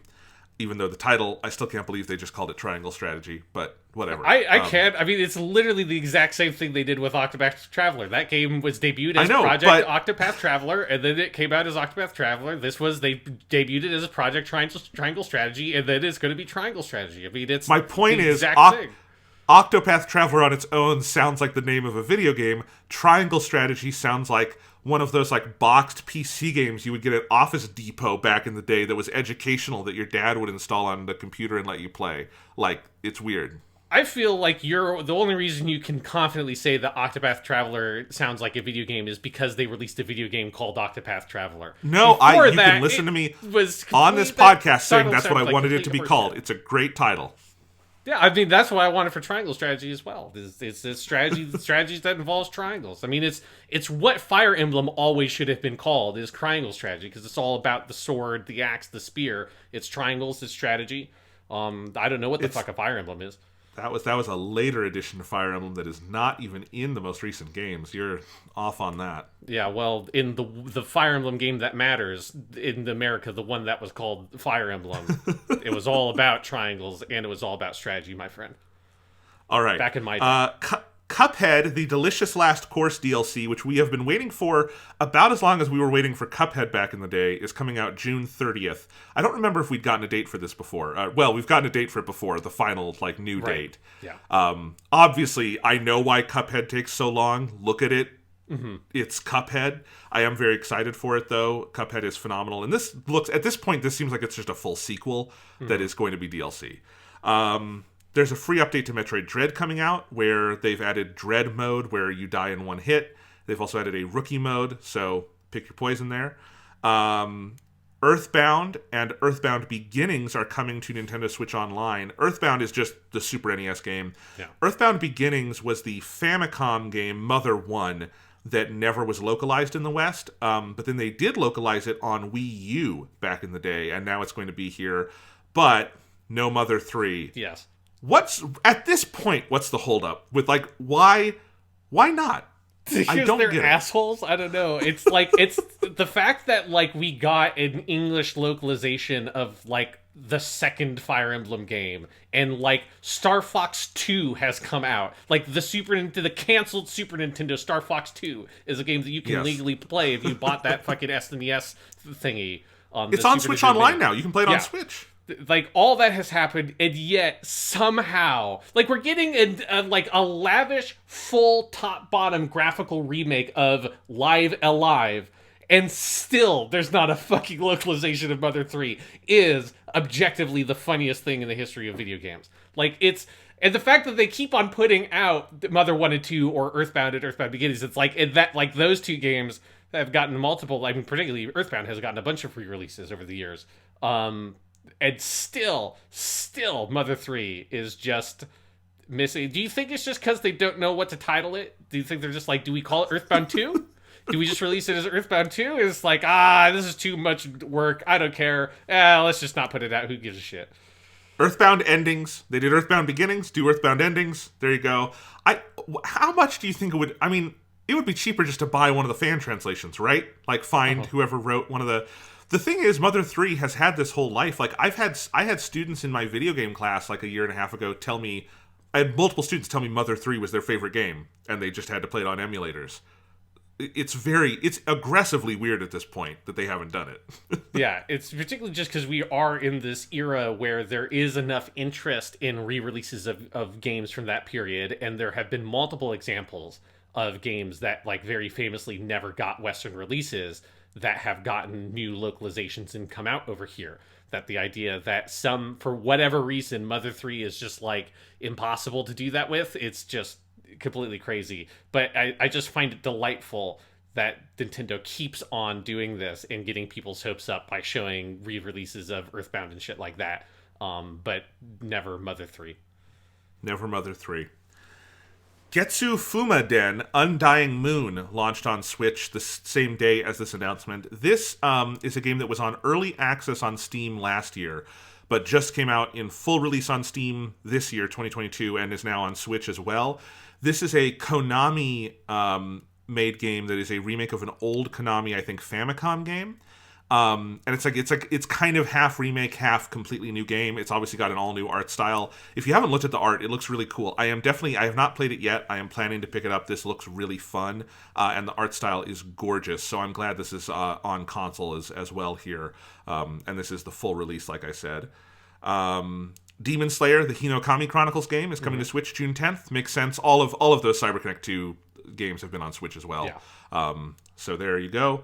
Lego Brawls is June 10th. It's Legos and they fight. I didn't even hear about this game. I had no idea, because I know they're making a new Lego Star Wars, but it felt like the Lego games have been on a hiatus or something, that they used to put out 2 or 3 of those games a year. This looks like a shitty free-to-play mobile game. I'm not sure what it actually is. 2 Point Campus is May 17th, and then they had 2 final big announcements. Takahashi was back to give news for Mario Kart. For a minute we thought, is this Mario Kart 9? It's not. It's DLC for Mario Kart 8 Deluxe, which, as we talked about last week, has sold something like 43 million units. So finally they're doing DLC. What it is remastered courses from throughout the series for paid DLC. It is the Booster Course Pass. It is 8 courses at a time over 6 waves, which means they are adding 48 additional courses to the game over the next 2 years. The 3 they showed off here from the first wave is Coconut Mall from the Wii, Choco Mountain from N64, that's one of my favorites. I also love Coconut Mall. And then Tokyo Blur from Mario Kart 2, or the mobile game. I've not ever played that, so I don't know what that one is. But it is March 18th for Wave 1. The whole season pass is only $25, and they are also including it free if you have the expansion pack membership, which means they are maybe starting to embrace DLC in the membership thing, which is interesting. But my overall reaction, Sean, is I love this news. This is cool. Like, $25, 48 fucking new... That, like, over doubles the size of Mario Kart 8. Mm-hmm. And it's a bunch of cool classic courses. Basically turns this into Mario Kart Ultimate, like Smash Bros. Ultimate.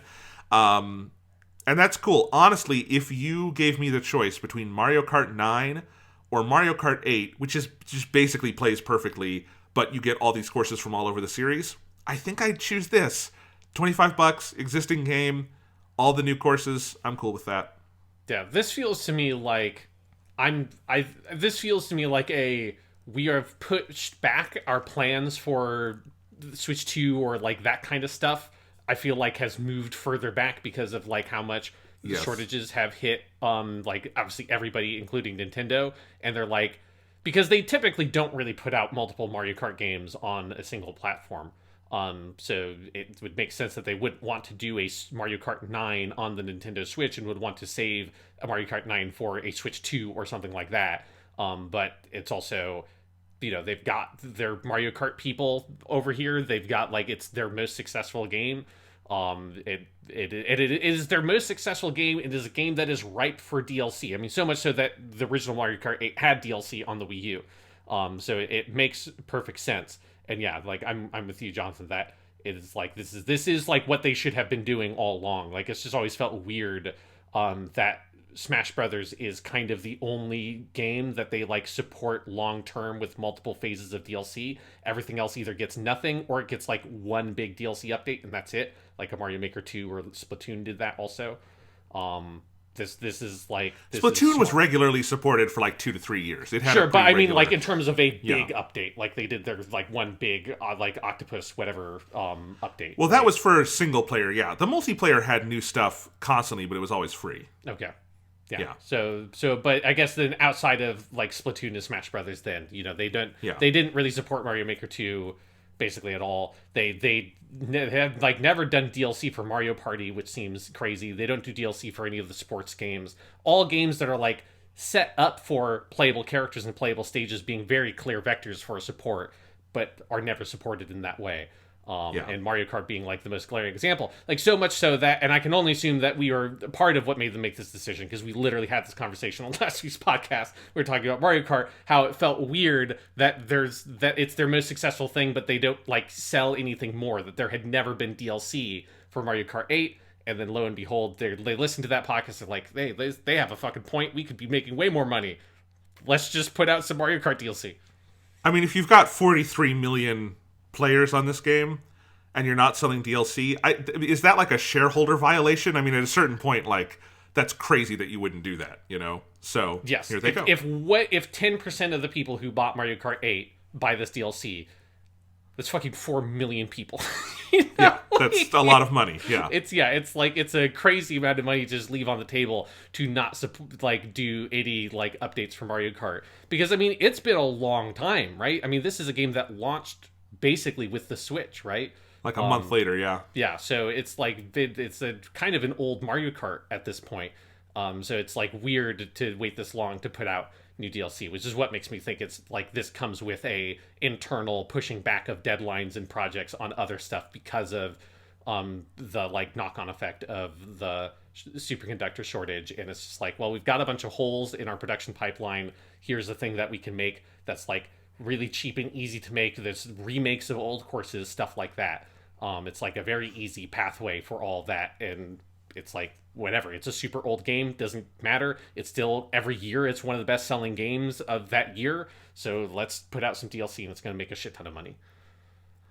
We've been talking so much about Nintendo has very clearly adjusted plans because of the semiconductor shortage. Sean, if Sony and Microsoft had been able to predict this, do you think they would have just pushed back the PS5 and Series X several years? If they could have predicted it early enough in the process, yeah, I think so, probably. Yeah. Either that or they would have tried to put it out earlier, one of those two things. Yeah. It's in such a... The video game industry right now is in such a bizarre place because these next-gen consoles are truly next-gen, but we can't really jump there yet. It's very weird, you know? Yeah, and like the demand for both the Xbox Series and PS5 are so high. And again, like, to be fair, they are selling like a lot of them, right? I think like the PS5 is like just a little bit behind how much the PS4 sold in the same time space. But obviously the PS4 at this point in its lifetime, it was very easy to get your hands on a PS4 if you wanted to. So it's like the PS5 almost certainly would be selling a lot more. But so it's like they are selling a lot of them. It's just like the demand is so high, and the semiconductor shortage means that, yeah, like they're at like maximum capacity, and it's going to be like that for like probably several more years. Like, you know, eventually there will be enough out there that like some of this will have, like, the demand supply stuff will have sort of even out more. But in general, the semiconductor shortage is not a thing that's going to end in the near future. Or maybe it will never end, is like the other potential thing with this, and that we are just reaching certain amounts of like peak abilities to manufacture and to like acquire rare earth minerals, such that we might just be fucked. That's the other potential outcome of all this shit going on. Well, that's depressing. Yep. Anyway, the final announcement was Xenoblade Chronicles 3. It was a good trailer. They are keeping up the English dub as dudes with British accents. Yep. So you had a dude with a British accent talking over beautiful RPG graphics. So in my notes, I went, I'm guessing this is Xenoblade. It was Xenoblade. It looks beautiful. The music was nice. It's September 2022. I have not really ever dived that deep with any of the Xenoblade Chronicles games, but I'm sure there are people who are very happy about this.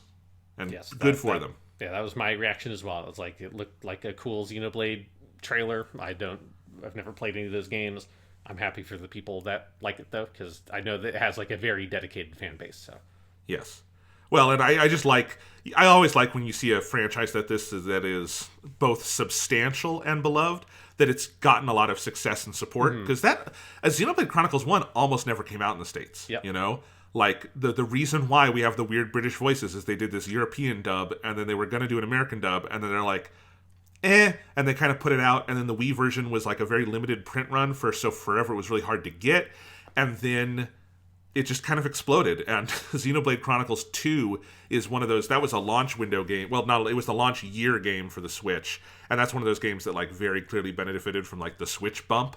So now it's just a big ongoing franchise. So that's pretty cool. All right, Sean, anything else before we wrap up this portion? This was one of those Nintendo Directs where there wasn't anything like big or crazy or like industry shaking in its, you know, like, oh my god, here's, you know, there's no release date of Breath of the Wild 2. We did another Nintendo Direct, another no announcement of a Metroid Prime HD remaster, which is another one of the things that just has been rumored for like 3 years at every single Nintendo Direct. People are 110% sure it's going to be there, and it hasn't been. I still kind of think it is possible that thing exists. It is finished. It is sitting on a shelf waiting to come out closer to Metroid Prime 4. That sounds like something Nintendo would do. I think they've put it on the shelf right next to where they have their Mother 3 English localization, and they just look at it every once in a while and chuckle to themselves quietly. So you didn't have any of that kind of big crazy stuff, but you did get like a lot of smaller stuff that is the stuff that is more interesting to me usually, because it's weird JRPG re-releases and interesting changes for Nintendo, like releasing Mario Kart 8 DLC and stuff like that. So yeah, it was a pretty interesting Nintendo Direct overall. I agree. Actually, going through it again here, I think I appreciate it even more. This was a pretty good one. Mm-hmm. But that is the news this week. That is the stuff. Sean, should we go ahead and talk about our boy Char Aznable and the world of Gundam the Origin? Yeah, fuck Nintendo, fuck all that shit, because now we've got something way more important to talk about. We gotta talk about Gundam.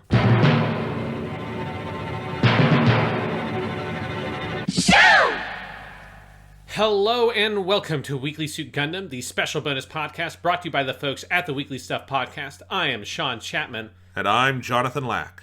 And we are here once again to continue our dive through the wild and wonderful world of Mobile Suit Gundam this week on the show. Continuing our exploration of Mobile Suit Gundam, the origin, the OVA series adaptation of the manga of the same name. We are here to talk about Episode 5, Clash at Loum, which is one of the sort of the two-part extra finale they make of the original episode order was 4 episodes. People love the shit out of those 4 episodes because they're really good and like great because there's 2 more episodes we could make. And so 1 year later, in September 2017, they come back and adapt the Loum arc, the last 2 volumes of the flashback sequence in the manga. And this is the first half of that, Episode 5, Clash at Loum. I think this is the best Gundam the Origin episode, and I think it's one of the best Gundam things ever. This episode is such an embarrassment of riches. It contains all these scenes that I'd forgotten were in the same episode. It has the colony drop. That's a big thing. It's got the battle at Loum and this scene with Char at the beginning of the battle at Loum and this scene with Char at the end that I think you and I would both agree is like one of the best Char Aznable moments ever. Yeah, it's a defining moment for the character, which is a thing to say when you know the character's from a show in 1979 and this was made in September 2017. But it still is one of the defining moments of Char Aznable as far as I'm concerned. It's got this big scene with Dozle Zabi that has never left my memory, where he has this monologue about Minerva and all the hundreds of millions of Minervas he's killed that blows me away every time. It has Sayla going full straw dogs on the Texas colony, which is a great sequence.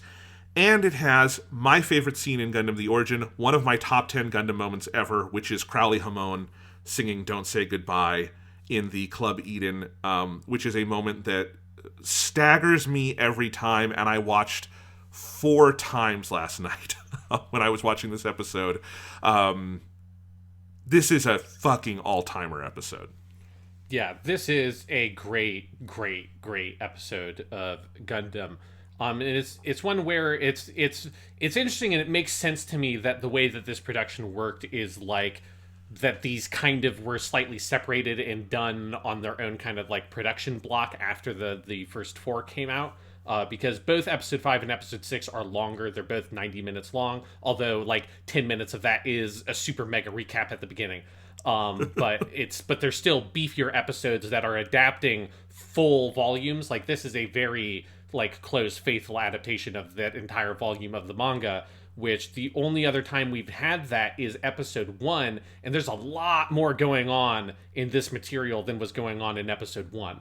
Because this, as you say, this has like Operation British and the colony drop. This has a whole settlement fight of Old West style on Texas colony with Sayla. This has like all the stuff with Char. And it includes like an extended version of that Ramba scene with Crowley's song, which doesn't exist in the manga.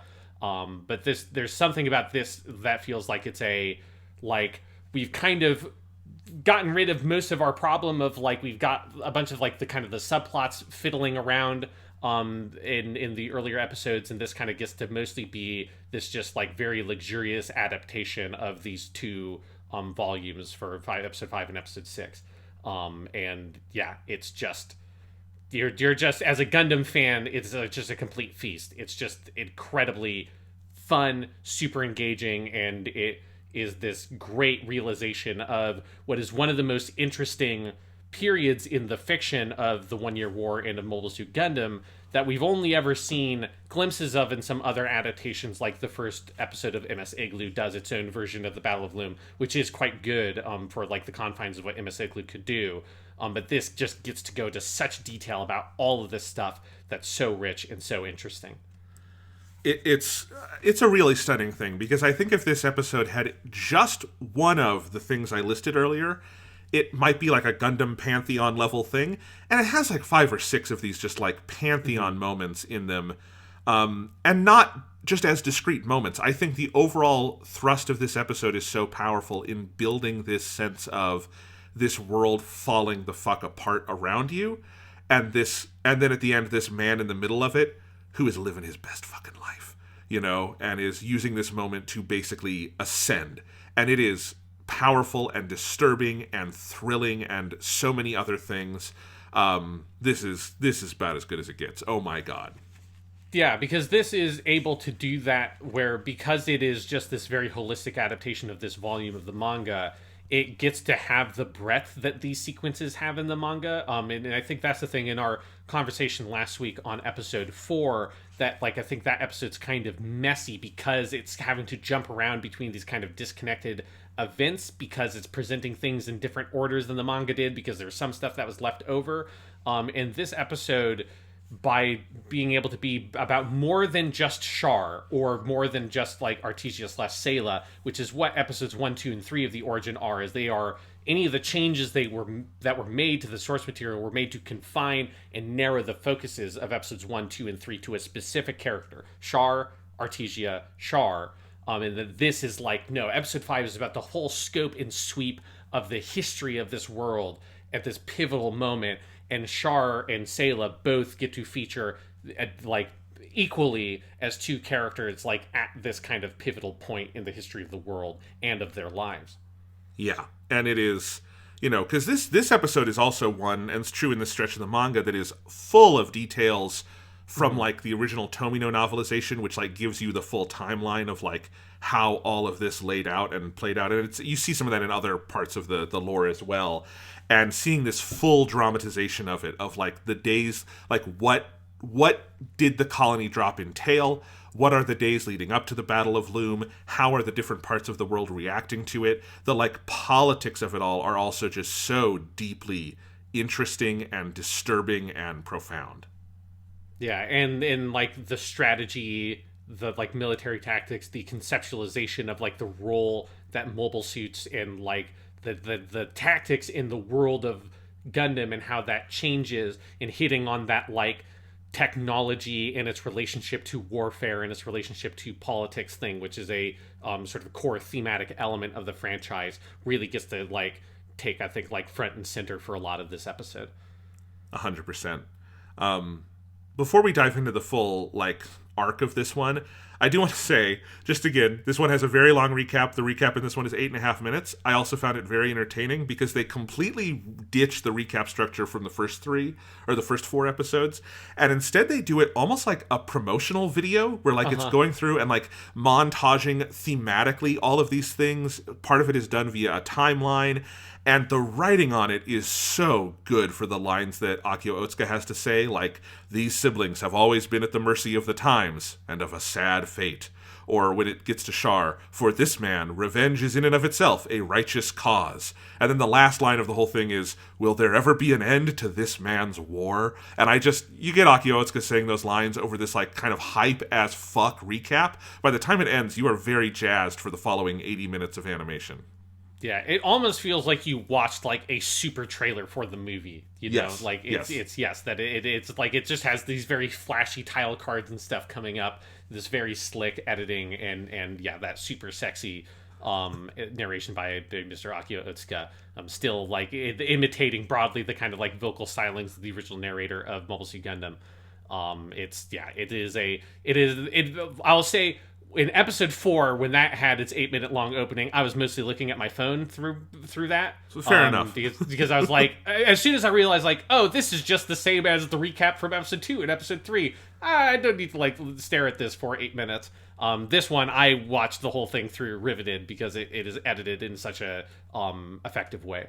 Yes. But then we dive into the beginning of the war, where they kind of recap what we get at the end of episode 4, but more fulsomely here, where we have January 3rd, 0079, war is declared. You have the battle at the moon on Von Braun, where Caecilia's forces, well, first they take Granada, then they take Von Braun. Char is there at the Battle of Von Braun, which is where we saw him at the end of episode 4. Then you see the war on side 2 in Hate, where you get Girin's and Banjo Ginga just nailing it, this giant speech about them receiving divine punishment as we watch them just ruthlessly destroying colonies. They recreate the shot here from First Gundam that's in the opening of all the First Gundam episodes, with the Zaku's kind of rising in space above the colony. I fucking love that. And you have Ramba Rao looking at it all with the line that you often get in war stories like this, where he says, this isn't war, it's a slaughter, as you see just like the full nature of this war having broken out. And it is a appropriately disturbing opening to this episode. Yeah, it's it's very reminiscent, as it was in the original story of like the outbreak of World War II and of like Germany's invasion of Poland and stuff like that, and just like this very sudden, hyper aggressive military action to take as much territory as possible immediately around your country as quickly as possible. And just that sense of like, most of the people that they're fighting in this early part aren't even really the Federation. It's just like these sides that don't want to commit to Zeon's position, and so they just go in. Like they just go attack side 2 and start taking out colonies and taking out their security forces, which, like, the Federation isn't particularly well prepared to fight Zaku 2's. Like, the security guys at, like, random colony certainly are not ready to take on fucking mobile suits and shit like that, so they just get completely decimated. Yes. The episode, I think I don't know if I'd call this a misstep, but I do think the one weirdness, and we talked about this a lot with episode 4 last week, but part of Amuro's story, which in the manga is sort of all in one contiguous section, is broken up into the tag at the end of episode 3, some stuff in episode 4, and then one big chunk here, where you have this episode at the beginning here, kind of before we get back to Ramba Ral and the beginning of Operation British. You have the episode on side 7 where Kai and Hayato, well, Kai peer pressures Hayato, and then Hayato peer pressures Amuro to come out and go on a joyride to go check out the development sector behind the big bulkhead on side 7. And of course, they get stopped and they get the shit beat out of them, except for Amuro, which helps explain why all those kids kind of hate Amuro at the beginning of the series. And I think it's a good scene. I like that scene. I think we both agree it would be better in sequence with the full Amuro story. Yeah, like, it's a good scene unto itself that, like, it makes absolutely no sense having been cut out of its context and put here. Like, it just doesn't, it's not doing anything for this episode, especially after, like, Amuro already knows that his dad is not, like, helping the colony construction, is actually working on a super secret weapon called the Gundam. Like, since the anime moved that revelation up to happening before this event being depicted, it's like it doesn't even perform the function it performs in the manga, which is ratcheting the tension between, like, the world that Amuro thinks and wants that he's living in and the actual world he's living in, which is one that is, like, immediately adjacent to violence and warfare. And it, like, being here just feels like, it just kind of feels like it's a cool scene that was in the manga that they didn't put in the last episode, and it's just kind of left over, and they're like, it's a cool scene, let's just throw it in here. That's exactly what it feels like. And again, if you haven't listened to last week's episode, just to recap really quick, in the manga, what that is before the scene where Frau takes Amuro home and it's Christmas, and then she comes back with the lasagna and Amuro isn't paying attention, and they have the big blow up that ends in Amuro's line about how he can't do anything and he's also scared about the war. This has already happened because that's the incident that sort of leads into that whole series of episodes with Frau, and so it is ratcheting up the tension as Amuro is starting to realize that his dad is not who he thought he was. And so this is moved completely out of that sequence, and it also just doesn't really, like, everything else from this point on has a very clear, like, cause and effect and thematic connection. It really does feel like we had a couple extra minutes in this one. We weren't able to do this scene in episode 4. Let's do it in episode 5. Get our Toru Furia moment in. And it's fine, but it's not where it should be. Yeah, the one thing I'll say that I do appreciate about it is just Kai, getting some more Kai with Furukawa voicing him again. Yes, we do get everyone else is recast, but Toshio Furukawa does do Kai, and, like, he is one of the best at sounding youthful again. I was surprised to see. Like, if you, like, because I had been watching some clips of First Gundam as I was reading through the manga, just, like, to compare and contrast some scenes with the anime version, and he sounds kind of the exact same. Like, I feel like the thing that sounds different is mostly just that the audio quality itself is different. But I feel like if you got a very nice cleaned up version of the audio, you'd sound kind of like the same person, and it's kind of scary. Because it's like he sounds exactly like Kai has always sounded, and it's very impressive to me. It's really interesting because with some of Furukawa's other, like, long running roles, like Piccolo in Dragon Ball, I can hear the age over time. But he just, and I think it's because it's not that many lines, and Kai kind of has an exaggerated speaking style. Yeah, he's got a kind of cartoonish voice anyways, so I think that helps. But he's able to get back into it very seamlessly, to the point where I almost wondered, before I looked it up, I'm like, is this just a recast of someone doing a really good impression? Like, no, he's it's Toshio Furukawa. Of course, he's fucking great at this. Yeah. And Yeah. I do love the conceptualization of Kai as this like juvenile delinquent who's been held back a couple of years, which is why Yes. he's older than everyone else, but he's still basically a man-child, and him having like it like visualizes him almost as like a greaser. He doesn't have the hair, but he's got like a leather jacket, and so he's got like a greaser style on, and he's the guy who's driving the car because he's the one that's old enough to drive, even though he's the same grade level as they are. He's in the same class as Amuro, but he's like 2 years older than Amuro is, and it's like, I think that is a very funny and a very good idea of like what is Kai's backstory, because the original show never gives you that much sort of insight other than that like he's this kind of Weasley guy who lives on the colony who's about the same age but a little bit older than Hayato and Amuro. So I like that like additional detail. You know, it doesn't help anything in this episode or anything like that. It is very fan servicey to just sort of like plop it here. But I like Kai a lot, and I think that this is a very fun idea of what Kai is like. Well, and now that you've read the whole manga, you know, like I do, I think Yoshikazu Yasuhiko does a phenomenal job with Kai and Hayato in the manga, fleshing out their parts, and I think this very much is of a piece with all of that work done. Yeah. So anyway, that's fun scene, but then we get a not fun scene, which is the extended colony drop, and I think that's kind of the first big episode we want to talk about here, because it starts with Dozle Zabi calling Ramba Ral in and outlining what this is going to be, that they're going to murder all the citizens, they're going to attach engines, they're going to drop it out of its Lagrange point and have it fall into Earth orbit where it will hit Jaburo, which is under so much rock that they otherwise couldn't destroy it. And Dozle is kind of excited about this, and Ramba finally has had fucking enough and says, a military man like you should never suggest such a thing. This is the work of the devil. And insists that Zeon Zoom Daikun would never have ordered anything like this, and leaves, setting up Operation British. Yeah, this is a really great scene. Like, I just think the writing in it is very sharp. I particularly like, you know, so you have Dozle, like, beginning to explain what the operation is, and then it does, like, the sort of, like, classic kind of cut of where, like, it skips what the actual explanation is and then cuts directly to Ramba Ral's, like, energetic reaction to it, which is him shouting out, "You want to kill all the colonists and drop the colony on Earth." And then Dozle's like, "Hey, whoa, don't use that word." Basically, like, don't say kill. Like, that almost makes it sound like we're doing something bad. And that's where you get what, like, Dozle, who is plays a much, like, sort of more notable and dramatic role in this episode.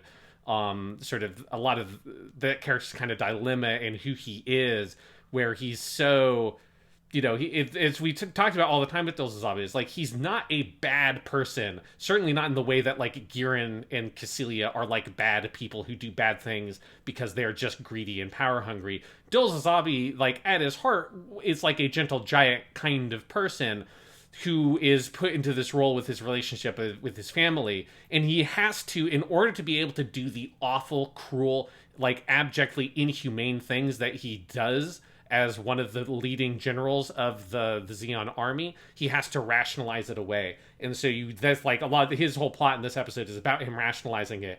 And you see that work starting here of him, like, taking exception at using the word korosu, to kill in Japanese, and saying, it's like, don't use that language. Like, look, they're going to die anyways. Isn't it better to just, like, kill them quickly like this? And Ramba Ral's just like, no, I don't agree with that. And Dozle Zabi's just like, why don't you agree? And smashes the panel, electrifying himself and cutting up his hand. But that, like, sense of, like, Dozle Zabi is at this crossroads where he knows in his heart of hearts that what is going on is completely, utterly fucked the fuck up, and he has to grasp at a bunch of different weird excuses to be able to follow the orders that he's been given. Yes, it's a really incredible scene, because he's reasoning not just that, hey, they're going to die anyway, but this is how we end the war, right? He's seeing it as, like, they're going to die, and it's in service of ending this conflict, and, like, you can tell, and I think this is very true to his characterization in the first Gundam, where we're seeing him near the end, where he's increasingly frustrated with Giran and Cassilia. He's been told the lie that they're going to end this war a lot of times by the time the battle at Solomon happens, and I think he's given up ever hoping for that to happen. But here at the other end of the war, the beginning of it, he's still believing his siblings that, like, we can make this quick, right?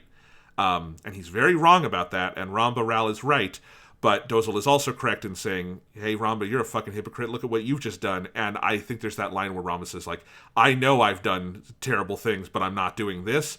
And he's like, I'm going to go live in my misery, basically, you know? Yeah. That, Ramba Ral is 100% right. This, like, I mean, Ramba Ral fucked up ever joining the Zeon army, but there is a point at which, like, gassing an entire colony full of, like, innocent civilians and just killing them and then using the colony as a weapon. Like, even if the plan worked as it's supposed to and doesn't go phenomenally wrong, as it obviously would, because it's such a, like, an overly complicated plan with so many points of where it could go wrong. But even if it worked out, it's still, like, evil. Like, it's purely evil. There's no possible real justification for it. Because at least when he was there in the massacre, as he called it, of fighting the security forces of the colony, at least it was still a security force. It wasn't just innocent random people living in their homes. It's like, this is a step that is so far that it's fucked the fuck up. And the scene that follows really goes hard on that. Since I watched this episode, I've said many times, The Origin is one of the first Gundam things I watched after First Gundam. And there's a lot of moments in this episode that have stuck with me, and one of those is the way they depict the colony drop in the colony, where Yasuhiko makes this, I think, genius but also brutally sad decision to have us see the final moments of the people on Island Efish from the perspective of those people. So we meet two characters named Yuki and Fong Li, who are sort of like the Amuro and Fraubo of this colony. Two young people. They're slightly older than Amuro and Fraubo, but they're like our, two, like, lovebird kind of thing. They're a more healthy version of Amuro and Fraubo. And they're headed to the shelter. Yuki thinks he's gonna be in the fight and they'll be okay. He has this belief that the feds will obviously come to save them. They won't. And they are the only capital left inside. They are the only Banshee left inside too, because they are the capital.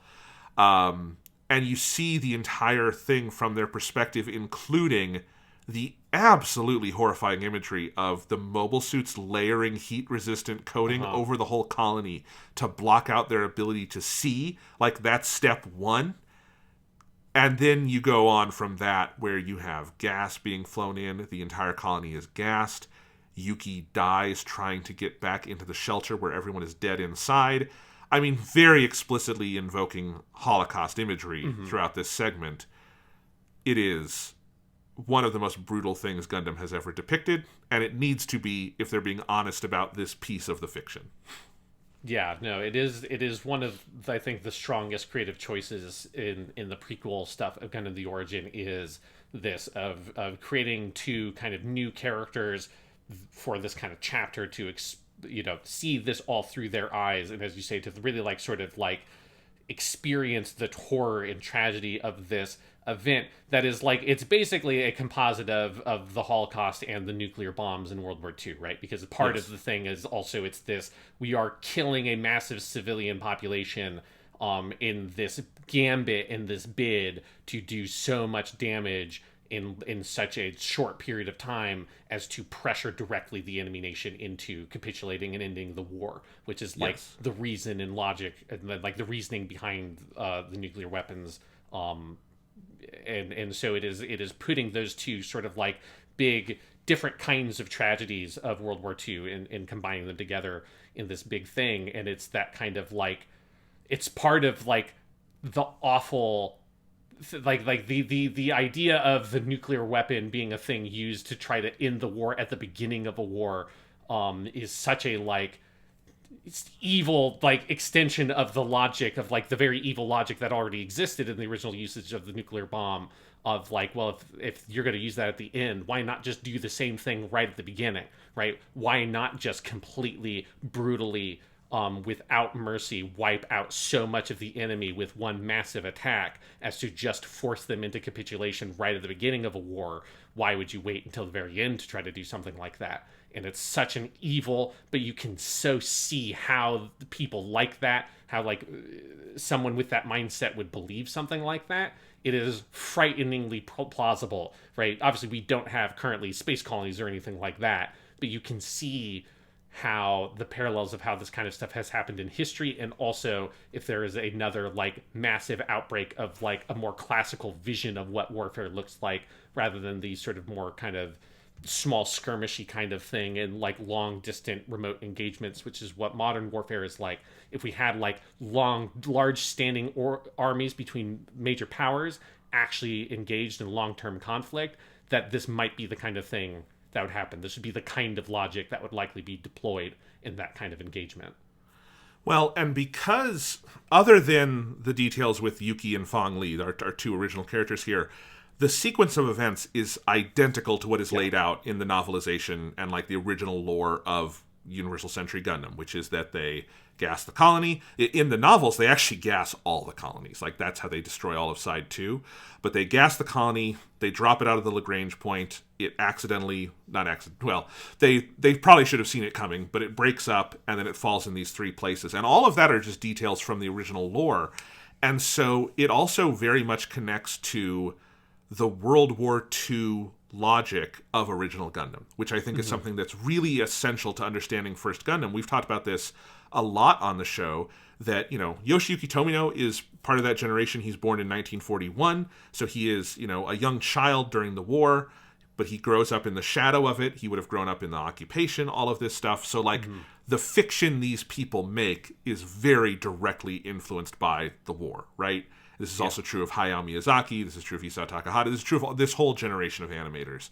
And Mobile Suit Gundam is a show that's very explicitly about that. And then also, I think, Cold War thinking, right? Which is that this is like, if you're in 1979 thinking about what would the next war look like, of course it would look like that, right? It would be using the bomb at the beginning instead of the end. And so I think it brings Gundam back to sort of those first principles of sort of what period of history it's playing with. And how they do it here, it's in the manga, and then I think in the adaptation here in the anime, it is, I think it's always tricky and potentially thorny territory when you invoke Holocaust imagery and nuclear bomb imagery in your story. It takes a certain level of execution, I think, to earn those ideas and feel like you are using them respectfully and thoughtfully enough that they have a place in your story. And for me, at least, I think they clear that bar very fulsomely in this sequence. Yeah, I mean, it fits the like general historical presentation style that these flashbacks have. That Yoshikazu Yasuhiko is leveraging his experience of drawing and creating actual like historical manga and using some of those techniques here. And then also, like while they are not around for very long, our two characters here in the colony are like they stand out. They're very memorable with like their brief appearance. Like, I've always remembered all of these scenes very vividly, even though I had only before this seen Gundam the Origin once. So like the last time I watched this was in September 2017, so like over 4 years ago. And I could have, like, even ignoring the fact that I had just read the manga scenes, like I would have been able to recite to you basically this entire sequence in order, like specifically with what happens, including the conversation, which I do want to dive into, because I think there's a funny language stuff that happens with the conversation, but the conversation about like snow and the sakura petals in Japan and all that kind of stuff, like all that stuff I remembered very vividly, even though I hadn't watched this thing in 4 years. Oh, 100% for me too. Then I think the thing that sticked most vividly in my mind over the last few years is two images. It's their conversation and then their kiss, which the episode really lingers on and lets it be a full long kiss that has a like beginning and then an end and a breakaway and a goodbye. And then it is Yuki crawling to the door and dying trying to open it. Those two images are just seared in my memory. It is, this is historical science fiction, however you want to say that, at its kind of absolute most powerful to me. Mm-hmm. But let's dive into that conversation, because I think it is, the sheer force of the tragedy comes from the dreams these characters are allowed to have and the humanity and personality that is there in that conversation. Yeah, that I mean, there's lots of smart little pieces of characterization. Like one line that I think is like such a good, like super concise piece of exposition that tells you a lot about the characters is she asks, he's holding this weird gun that in the manga looks just like an M16, and then the anime, for whatever reason, they made it a bullpup, so they put the magazine behind the trigger. It is a very weird looking gun. Like if you've ever played a Call of Duty, you look at that thing, you're like, this is just, there's something wrong about the way this thing looks. But she is like, oh, do you know how to use that? And it's like, yeah, it's easier than playing the guitar. And there's lots of little pieces like that, because again, like these characters are only on screen for like 8 to 10 minutes or so. It's part of a chapter of the manga, so it's like they don't have a lot of like screen time. They don't have a lot of dialogue, but there's lots of little touches like that where that evokes this larger life. Of, you know, that he plays the guitar, that like that's one of those kind of Amuro touches of that he is this more sort of like sensitive, like kind of person. He's not a naturally like militaristic or like aggressive kind of person. And then that he was going to go to Japan. In the manga, the reasoning is that he was going to go to there for school. In the anime, they shortened this conversation a bit to make it more direct, but it's more like he was going to go there to join the Yashima company. And that had been in spring, and they have this conversation about the sakura petals, how they fall like snow, how the word yuki in Japanese, which means snow, is very similar to the word yuki, which means brave, which is what his name is, and that's how he knows that he's part Japanese, and that she wants to go to Japan with him someday and see the sakura petals and see the snow.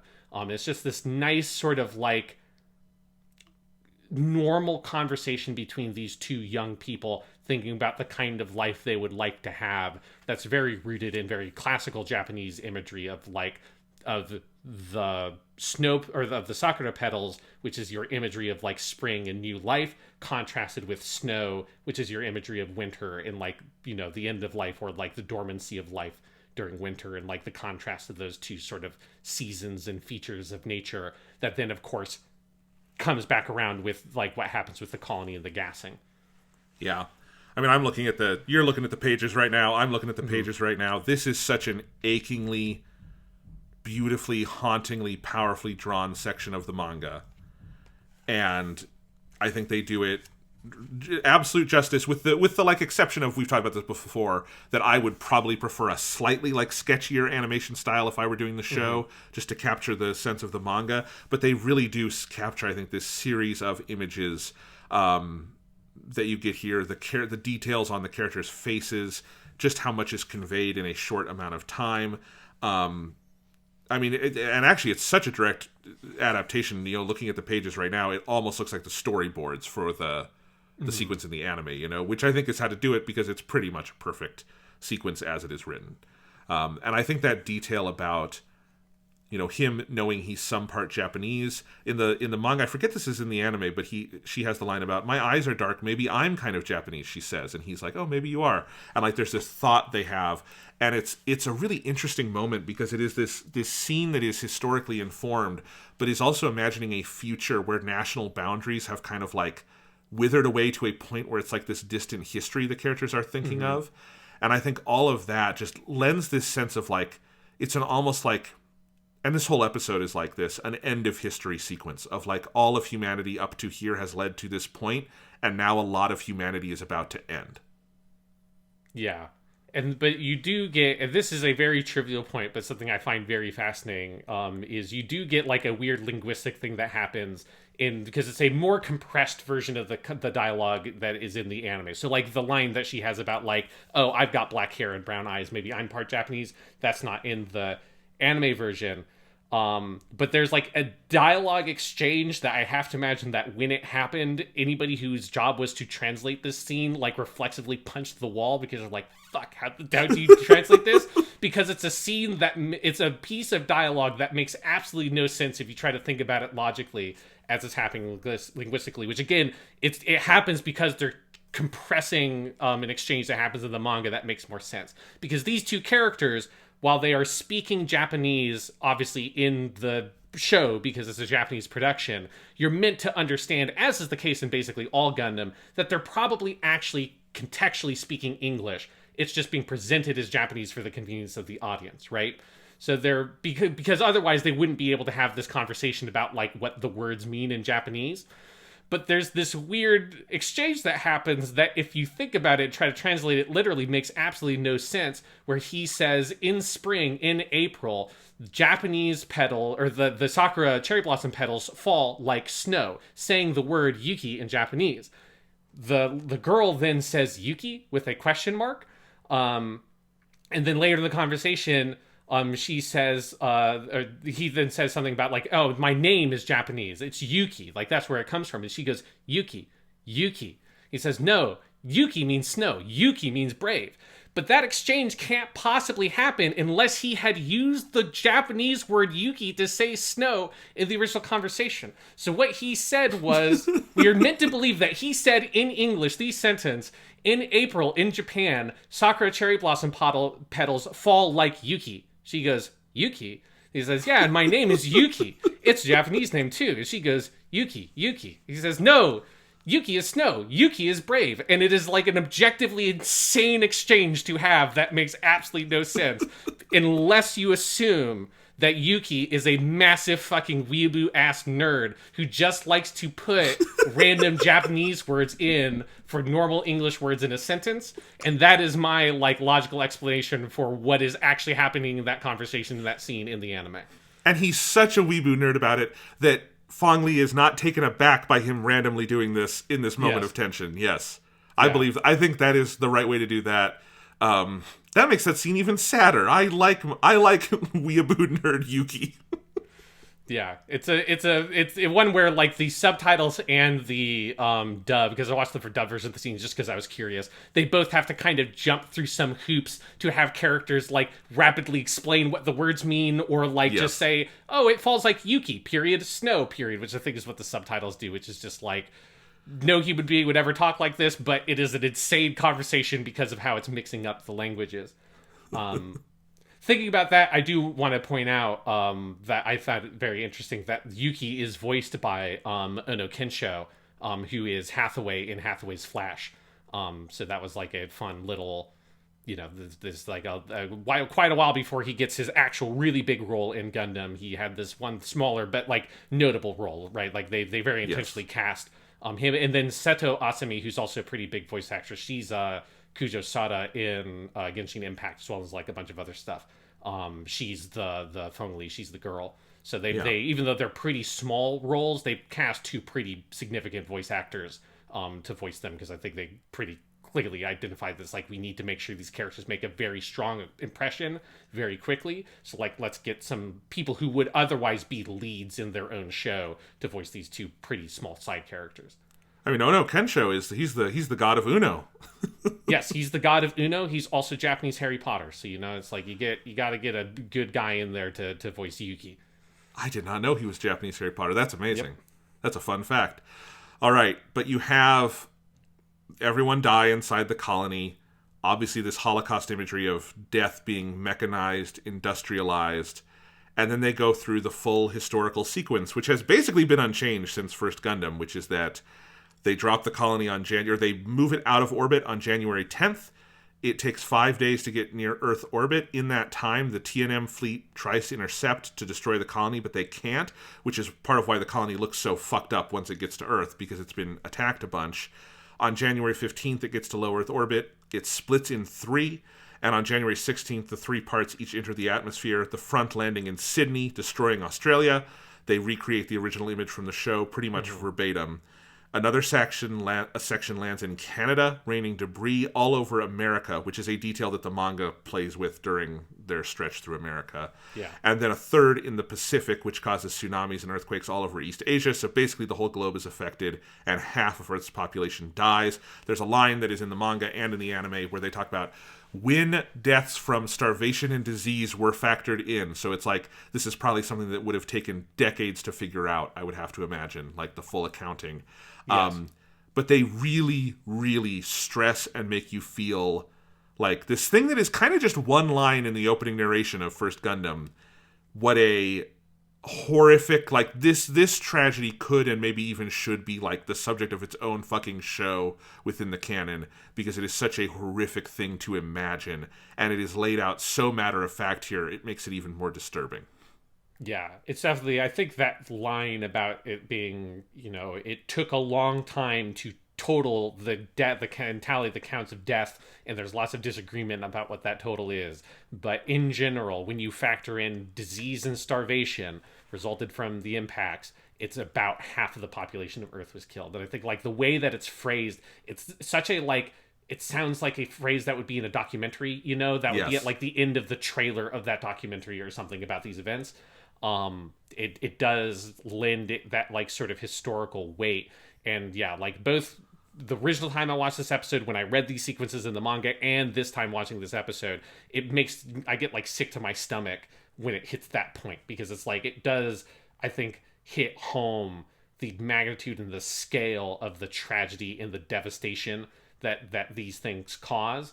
And how, like, the most shameful thing in the world is that Degwin Zabi didn't just immediately put a bullet in Giren's head as soon as the news came in that this fucking happened. Like, the fact that Giren Zabi is not immediately tried and executed by his own people for, like, the outrage of the tragedy of what has happened is, like, the greatest shame for, like, that Zeon could possibly bear. Yep. And, I mean, and this is the next scene is when they are continuing talking about this, and Degwin is utterly disgusted. He hates fucking Giren, but he is such a fucking coward, because you're right. Yeah. He should get a gun, and the first bullet goes in Giren's head, the second bullet goes in Kaecilia's head, and then the third goes in his mouth. Like, that's how that scene should go. And, like, Dozel and Garma, you pick up the pieces, basically, right? Mm-hmm. Like, that's how that should fucking end. And it is, I agree, Sean, like, in my handwritten notes from this episode, I was writing these details down, and I wrote that last line about, like, half population disease, and I just wrote in big capital letters, Jesus. Like, because I didn't know how else, like, it's just, like, that was what I was feeling, even though, again, I've seen it before. I've read it before. This is outlined in the novel. This is outlined in the movie, I think, too. Like, this is all there, and yet you see it, no matter how many times you see it, it just makes you sick to your stomach to imagine a tragedy like this. And I think what has always been so powerful about this part of the lore of the Universal Century is how terrifyingly possible it feels. Like, if, provided if humanity went into space, if they made colonies, and because all of the science in the Universal Century is all fairly plausible, like, grounded scientific stuff, it all feels like something that could, in a different version of humanity, happen, right? Mm-hmm. And, like, if these things happened, I can imagine humanity doing this, because, like, you talking about that political dynamic of, like, the most shameful thing is that Degwin doesn't immediately put a bullet in Giren. It's so analogous to things in our real world, like the fact that the first thing America did after January 6th last year wasn't to lock Donald Trump in a cell for the rest of his fucking natural life is shameful, right? Like, we do these things all the time where people do terrible, ungodly things, and the most shameful part of all of it is not holding them accountable, Yeah, that, like, cowardice and this sort of, like, very sort of measly, sneveling version of, like, self-preservation overpowers those moments typically in history. That it's, like, it's really remarkable when someone is actually held accountable for something like that. And usually it happens because there's another political faction that is in play that has enough power and ambition to leverage that to its advantage. It's, like, phenomenally rare, or possibly never, that, like, an actual, like, sense of justice or righteousness, or of, like, that this is something has happened that is so wrong that even if it's technically against my own self-interest, I must act to correct it. Like, that's just not, that's a thing that I think we like to think that the human race has that capacity, but it's preciously rare or never actually exhibited. And I think this is also where, like, this is a Japanese perspective on these kind of things also, I think, because this is coming from, the country that lived through the one nuclear bombing, the two nuclear bombings in history.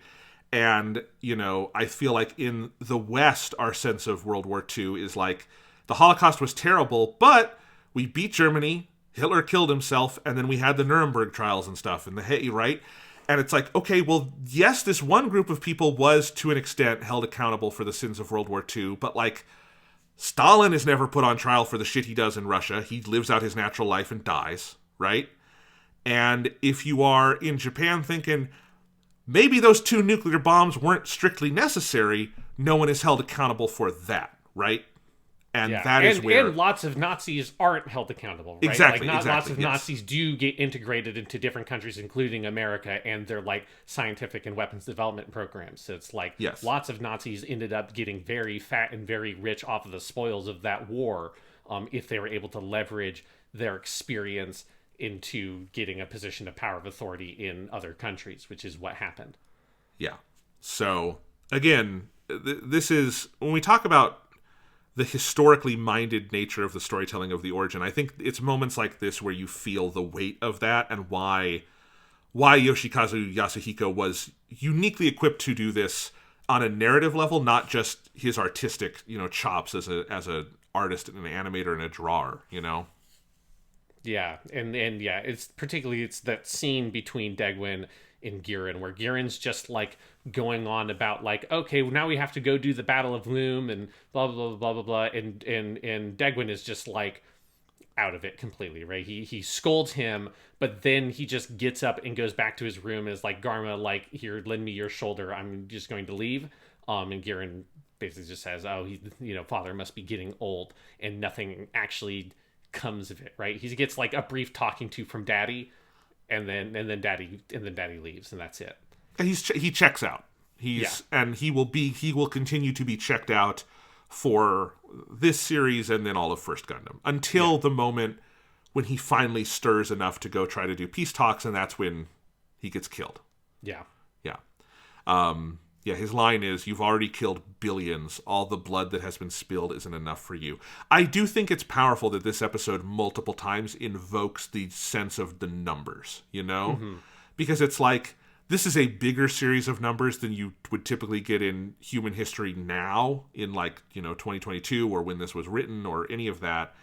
But, like, when you think of the actual numbers involved in, like, the Holocaust or the nuclear bombings or any of those things, it's like, relative to, like, the size of humanity and stuff, it's like you have to try to comprehend those numbers because they're just unthinkable, Yeah, and the Girin's, like, reasoning of him being like, all that matters now is that we win, because if we don't win, that means we get put on trial and executed, every single one of us, which is a line that then Dozel basically repeats to the rest of, like, the cabinet of officers at the meeting before the Battle of Loum.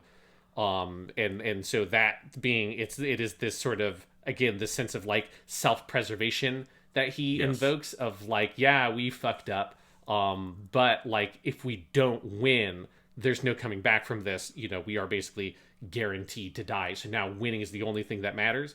And he also, I like this bit of writing where he, after Degwin says, like, you killed tens of billions of people, is there not enough blood on your hands? And then Girin says, it doesn't matter how many people we killed. No, it doesn't matter how many people who died. It only matters that we win. And he specifically, like what Dozel did earlier, he avoids using the word kill or kodosu, because it's too, like, unpleasant, and instead it's basically like he makes it a passive thing. Like, this happened, it was inevitable, we never really had control over it, and he sort of, like, rhetorically distances it and tries to make it unreal, which is, like, the kind of thing that we see a lot right now around the pandemic, and, like, the way that people talk about the pandemic is to, like, remove things of, like, culpability and make it this, like, passive, vague thing that just occurs, and that there's nothing that anyone can do about it, that there aren't any policies or anything that can be employed. It's just like, it's inevitable that these people die. They just died. It's nobody's fault. Let's just move on. And it's like that kind of rhetorical strategy. Seeing it deployed here by Girin, it was like, man, this way of talking is becoming very familiar to me in the past couple of years. I mean, very much so. While we're recording this, which is a couple weeks before when you guys are hearing it, I mean, we're back to a 9/11 worth of people dying in the U.S. every single day. But, a 9/11 happens, fuck those people, we got to get them. A 9/11 of a pandemic where people have committed very clear criminal fucking actions to make it this bad, they just died. Couldn't be helped. Yeah, it's it's just a thing that happened, whatever, like let's not dwell on it. Yeah, and that's like the exact kind of thing we see happening here is like his Girin's ability to just sort of rationalize it and like weaponize that rationalization is like frighteningly like realistic. Yes. Well, and also Girin, and I think they drive this home with his speech at the beginning when they're destroying all of Hate side 2. He thinks they should die. They are lesser people. He has a very, Nazi-esque ideology about all of this, which is also there in First Gundam, where over time we come to see that this is like, the deaths are not a side project, it's part of the purpose of his entire campaign. Yeah, he has a line that's in the original, and it's also in the manga, and I had kind of forgotten about this line because the way it's written in Japanese is so chilling, of where Degwin asks him, what are you going to do after the war? And Girin says, well, he uses the phrase sekkaku, finally, like, the human population has reduced, so we might as well take this opportunity to, like, boost up the master race, is basically what he says. And there's, like, this casualness with which he says it's like basically the same thing that Scrooge says at the beginning of fucking Christmas Carol about, like, the surplus human population and that kind of shit. It's like, yeah, it's like the mass number of deaths is a thing that Girin actively desires because it furthers his rhetoric and his like ability to solidify his power base. And potentially, like, I think it's like up in the air about whether or not you think he like truly ideologically believes all that stuff, or if it's like it's more a cynical thing and he's just using that ideology to just sort of like maintain his power. But either way, like, he is using that kind of language and using the fact that all this tragedy and devastation has happened and like has desensitized people and made it seem normal to make it easier for him to control the situation and to become, more powerful and expand his territory. Yeah. So the sequence after this is also a stunner, because this is where you have Dozel go home to Zena and Minerva, who has been born now and is a little adorable baby Minerva. And he has the line here, my one Minerva is so adorable, but how many hundreds of millions of Minervas have I killed? And I think the performance here in Japanese is stunning, where after that he has these guttural cries and wails as he is suddenly like feeling the weight of his sin, and it's like his body is trying to tear itself apart at thinking about what he has done. And over the course of that scene, he starts to like put himself back together through different rationalizations, finally rationalizing that everyone else was weak because they didn't protect their Minervas, and I am going to protect mine, and I'm never going to let anything happen to you two, and that is who I am. And I think it's one of the most powerful scenes in this whole thing. It is incredibly well written, and I think the way it leverages Dozel, who in the early episodes of The Origin is kind of a comic relief character, becomes like the person through whom you see like the moral weight of sin rain down upon him, and then how he figures out how to go on living, having felt that, is a stunning thing to watch unfold.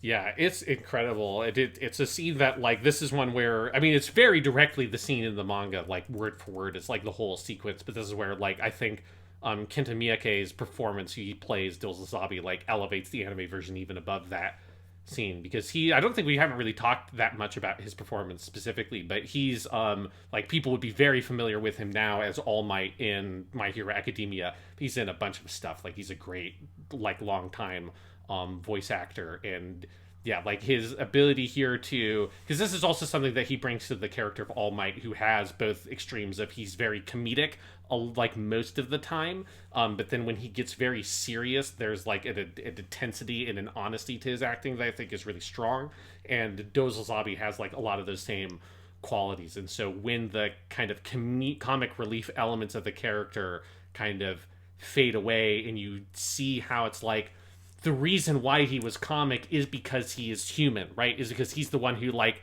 feels what I think the same kinds of things that we as people feel, in a way that Girin and Cassilia are so corrupted that they're completely outside of that. Like Dozel is the only person who sheds a tear over what has happened here. He sheds a lot of them, right? He's completely devastated.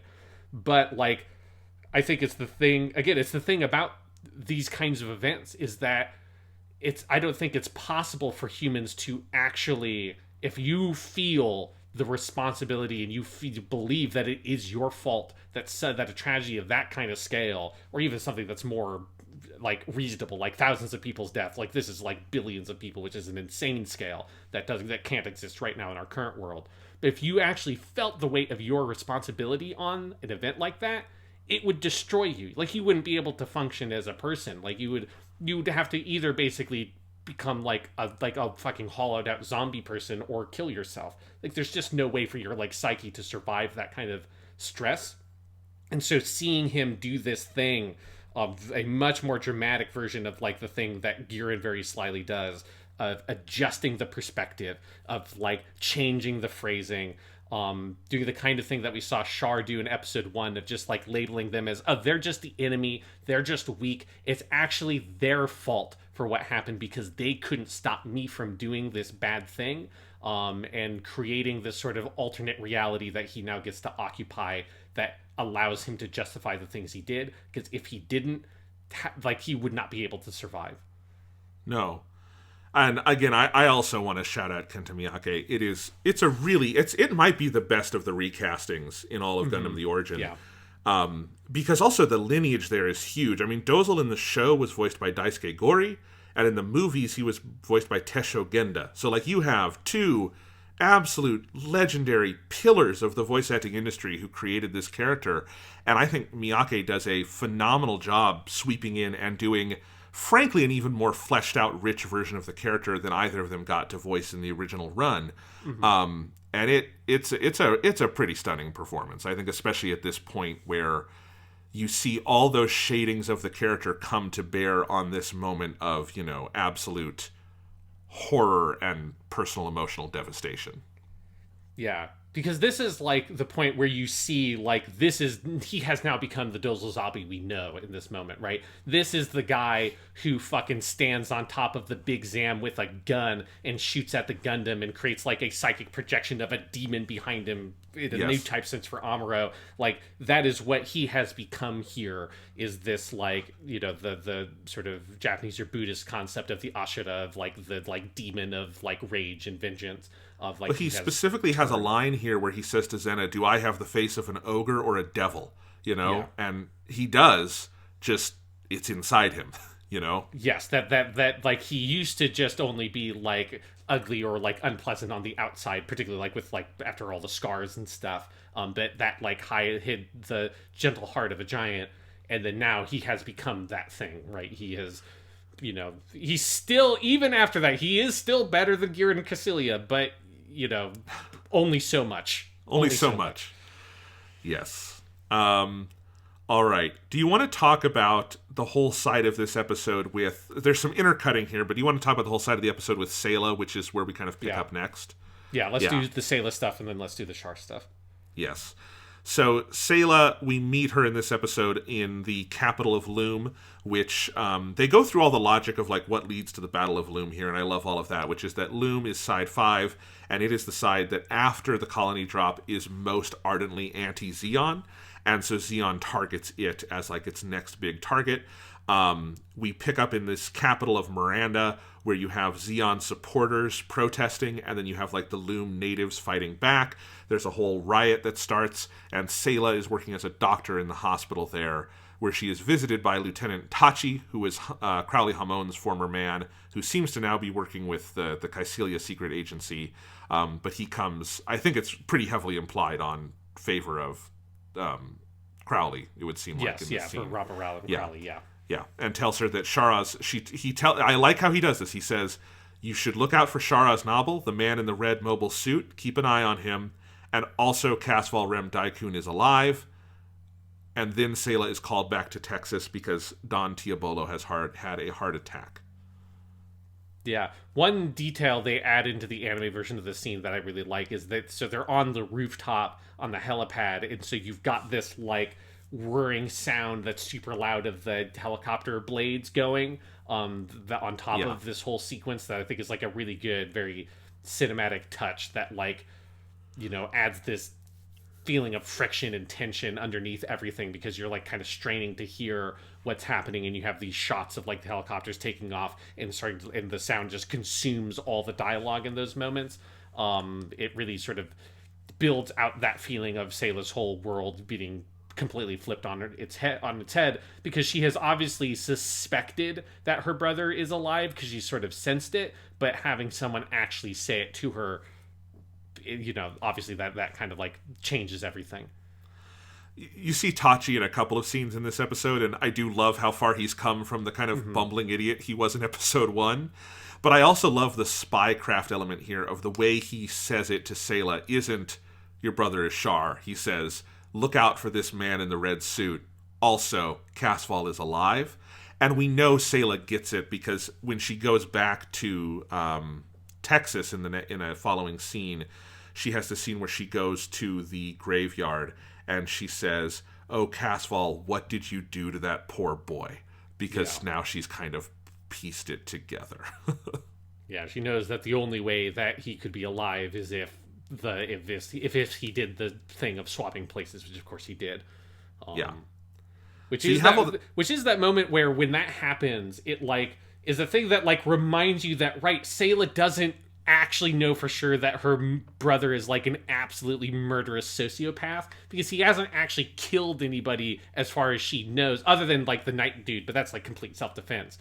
Whereas at this point, you know, obviously we know from the original show and Char's counterattack and all that stuff, but even just in the origin, we've seen, I mean, in the anime in particular, he does even more fucking crazy shit. But we've seen him kill quite a few people, particularly now that he's involved in full-on battles, and how he's just completely unaffected by anybody else's death. He doesn't give a shit. But it's a thing that it drives home that that's not normal, because I think it's easy to just sort of accept that, oh yeah, this is just who Char is, and then Sayla responding to that and being sort of devastated by the idea that her brother killed this poor kid, this hapless fool, Char Aznable. It's like, no, Char shouldn't be going around and killing a lot of people, and it's easy to forget that because of the way that Char Aznable is. Yeah.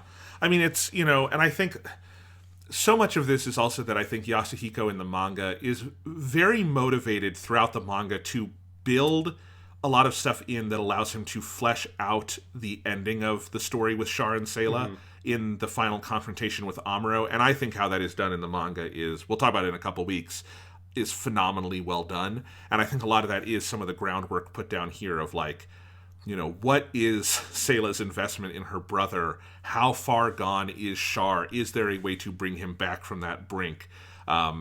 It's a really interesting question that I think the manga does beautifully with. So anyway, all the stuff with Texas, I have, in my notes, I always refer to this, and I think of it in my head as the Sayla goes straw dog scene, and I'm referring to the Dustin Hoffman movie where, you know, he has to protect his house against bad guys, and so he's got, you know, the fucking shotgun. And that's basically what Sayla does here, because what happens is she goes home to Texas to take care of Tiabolo. He's stabilized for now, but then basically the colonies start getting attacked. Everything is going to shit. Roger Aznable and his wife flee because they're Zeon citizens, and they know there's a lot of anti-Zeon sentiment for very good reason at this point in the world.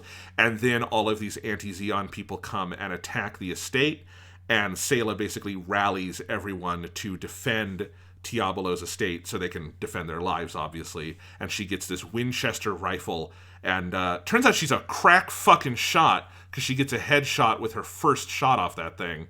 She's very good at it. Yeah, this sequence is one of the coolest things in all of Gundam. Like, it's totally unreal. It's like, it's very ridiculous if you think about it too much, because it is like, it is just a Wild West movie that happens in space. Yes. Because it's the settlement defense or like homestead defense trope in a Western movie that's in a bunch of Westerns, right? It's the thing that Doctor Who references at the end of season 10, where the Doctor does that, right? They're like holed up in that homestead and all that. And it's that, but it's Gundam, so they're not in Texas like I am. They're in the Texas colony in space. But it's actually designed to look slightly more like Wyoming, which is a bit north of Texas. And then she's using a Civil War era Winchester lever action rifle. And everybody else also has like a bunch of anachronistic weapons like revolvers and shit like that. Because they're all museum pieces or replicas. and they're gunning down basically these like Mad Max looking motherfuckers that show up that are like burning the town and shit, and driving trucks full of like barrels of gasoline into the big wooden cabin to try to set it on fire. Like, it's a kind of almost surreal sequence. It, like, not as much so as the night thing, but in a similar vein of like you're kind of transported into this different genre all of a sudden. But here it's to make Sayla be the world's biggest fucking badass as she is rallying this whole group of people to protect this homestead and fight off the bunch of enemies from Mad Max. It's phenomenal. I love it. I think it is like unreal and silly to a certain degree, as you're saying, but I think very purposefully so. Mm-hmm. Yeah. I think it's tremendously well done. I think there are images in here that have never left my memory. The key one being there's the shot that they hold on of her firing the gun with tears in her eyes. That is a panel from the manga that's like a half-page panel that is beautiful, and then they realize it. It's one of the best like anime realizations of a manga panel I've ever seen. It's perfectly done. But I think what sells it for me so much, Sean, is that it is this like Wild West settlement defense, but it ends with them looking up to the stars and seeing another colony getting bombed, and then Char standing on top of the colony in what's essentially a recreation of Sayla's primal moment of being abandoned by Casval as the man in the red suit flies away also, you know? And I think that's what all ties it together. And then for Sayla, this all ties into, I think, one of my favorite things in the Origin manga is she just gets a generally expanded role in the manga that I think is very rewarding if you have watched original Gundam, you love Sayla, but of course Sayla never gets to kind of come back into the story in the classic run of Universal Century Gundam. And so the big change, if you have not read the manga, that Yasuhiko makes at the end is that on Abaoku, Sayla winds up rallying a group of Zeon loyalists to help sort of take down the defenses there at Abaoku, and it's a really great scene that very, like, literally uses images to call back to this moment from the flashback, so it's partially set up for that, and I think it's also like the birth of the Sayla Mass that we know from First Gundam, who is caring and a doctor and all of that stuff, but also can fuck shit up if she wants, you know? Yeah. And I think seeing that all come together is really powerful. Yeah, because it's always been the thing in First Gundam that she was the strongest member of that crew, right? Like, she was the person that, like, was most unflappable. And there was always, like, a kind of mysterious quality to her in that early going in particular. Because you didn't know exactly like who this person was, where she came from. She didn't have any pre-existing relationships with any of the other characters. With most people knew at least one other person that was on the crew. But Sayla was always there as the person who's just like, she doesn't have any military training, but she carries herself more like a military officer than people like even Ryu does on the ship. And so there's always been that sense to her. Even if you never saw any of the specifics of what she went through between her being abandoned by Char and being picked up by the White Base on Side 7 and all that stuff happening, there's been this sense of that she has been through real shit and she has, like, prevailed through it. And that's the thing that I think is so interesting and fun about this segment, is getting to see that moment where she turns into the Sayla we know. That, like, that last piece fits into place. We've always had the compassion, we've had the, like, desire to help and do good, in her becoming a doctor and all that. The last thing we needed was, this is the lady that in the, the manga doesn't depict this of it, but in the original anime, she fucking steals the goddamn Gundam at one point in, like, episode 10 or so, like, somewhere around there. She steals the Gundam and goes out and fucks shit up, right? Like, this is the lady who, like, she had no military training, and she isn't even a boy genius like Amuro, and she was fucking able to do that shit. And so she's always had that badass streak to her, and it's cool to see the way she got it is by being the heroine of a cowboy movie. Well, and she also has the same kind of instincts as her brother, in that she's just naturally good with weapons, she's got a strategic mind, all of those sorts of things, right? Yeah, and it's something, if you have not read the Origin, one reason you should read the Origin is just for all the extra stuff with Sayla, including she gets her own fucking Gundam for the final fight. I mean, it's cool shit. Sayla Mass, we love you. I mean, it's one of the things that I actually noticed last time I watched the movie trilogy, is that I think one of the actual mistakes well, it's not a mistake, but like something I think that is weaker about the movie version is that because they get rid of the G parts and all of that, Sayla doesn't have as active a role in the back half of the story. And I noticed all my students, when I showed them the movie trilogy, were really sad about that, because Sayla is just a character who captures people's imaginations, and they want more with her. And if you want more with Sayla, episode 5 of The Origin is about as good as it gets for this entire stretch. Yeah, it's a phenomenal sequence. One thing I love, like directorially, they do that. This is a good visual touch that isn't really in the manga because it wouldn't make sense. But of like, after the sort of Don Diablo has passed away, the attack has died down, and then you hear these like loud booms and these big flashes of light in the colony, and everyone looks outside and it's like, what's going on? And it happens a couple of times where it's just like, light just pours in through above, and everyone looks up and you see that light is from the explosions of the dock at the adjacent colony that is where Char's parents meet their death at the hands of the real Char, right? Of our Char, the man who has become Char Aznable. And the idea of like, in the middle of the night, these like huge bright flashes of light that light up this whole area, and it's like, what the fuck is that? And you look up and it's explosions in space. Like there's a really sort of poetic quality to that. That is a very nice touch that the anime adds. I mean, it's one of the most powerfully apocalyptic images I've ever seen, of like living in a location that looks and feels like Earth, and then you look up in the sky and see like basically the sky falling, basically, right? Because it is like the dock at Miranda Bay, where we were earlier, is just being blown to smithereens, and just the sky is becoming red again. It is incredibly powerful. I think this sequence is so virtuoso in so many ways, and it's so emotionally charged, where you go from Sayla setting up the defenses to then Don Diablo has died, and she has her final moments with him where she says, you were a truly outstanding father. Basically, she says, Subarashi otosan deshita. You really were. And then she comes back out to try to defend, and then this all begins, and then she sees Char in the red Zaku up on top of the Texas colony looking down at her. And that is just one of those, just tremendous image. Yeah, and then, as you said before, then echoing her abandonment of her running after him and him flying away in the mobile suit. Yeah, it's just an incredibly well-directed sequence. Also, the fucking evil of Char in this moment. Of you have the Aznable parents, and you have the mother say, as the ships are like coming out and everything's blowing up, she says, I thought we'd get to see our boy again. And I wrote in my notes, well, you kind of are, because you're going to go to meet him because you're dying, and also the one who stole your son's identity is the one firing the shots right now. So kind of.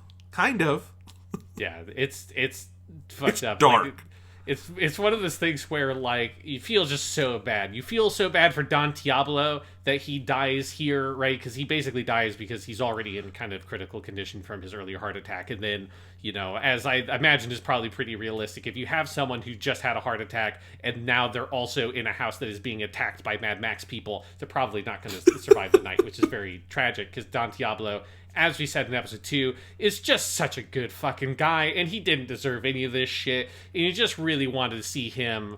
Like, it's really tragic that you don't really get to see him be with Sayla because he's asleep, right? He's sedated the whole time that she's there. So they don't even really get a last conversation together, which is really tragic. But man, I think that moment where Megumi Han delivers that little speech about you being a good dad, thank you, you really were, it gets me every time. It's so powerful. Yeah. And then the Aznable's going is just fucking heartbreaking completely. Yeah. Especially it evokes so well in just a couple of lines like what their relationship is to like their, we know deceased, but to them like their sort of absent son, of like the father, saying like, it's not like I really want to see my son, the so-called hero of Zeon, but he is my son and he's the only son I have. And then the mother's last line being like, I thought I'd finally be able to see my boy again. It just evokes like what their life has been like, at least in terms of that sense, since Char left and the last time we saw these characters. And it's so heartbreaking to see these just very fundamentally good people that never did anything wrong, that didn't do anything to Castle Rim Daikun other than treat him really nice, and then he completely destroyed their lives just so he could like embark on this totally unnecessary and egregious and disgusting like quest for vengeance that wraps up and murders so many people in the process. I think it's a really necessary scene because, back in episode 3, we love the sequence where, Casfall takes the real Char, gets him fucking killed, takes his identity. It's one of those, like, delicious Char Aznable moments that's so evil it's fun, right? Uh-huh. But I think it's very necessary, especially for this story where the origin, we are in the absolute deepest muck of Char's villainy, This is the worst stuff he will do in his life.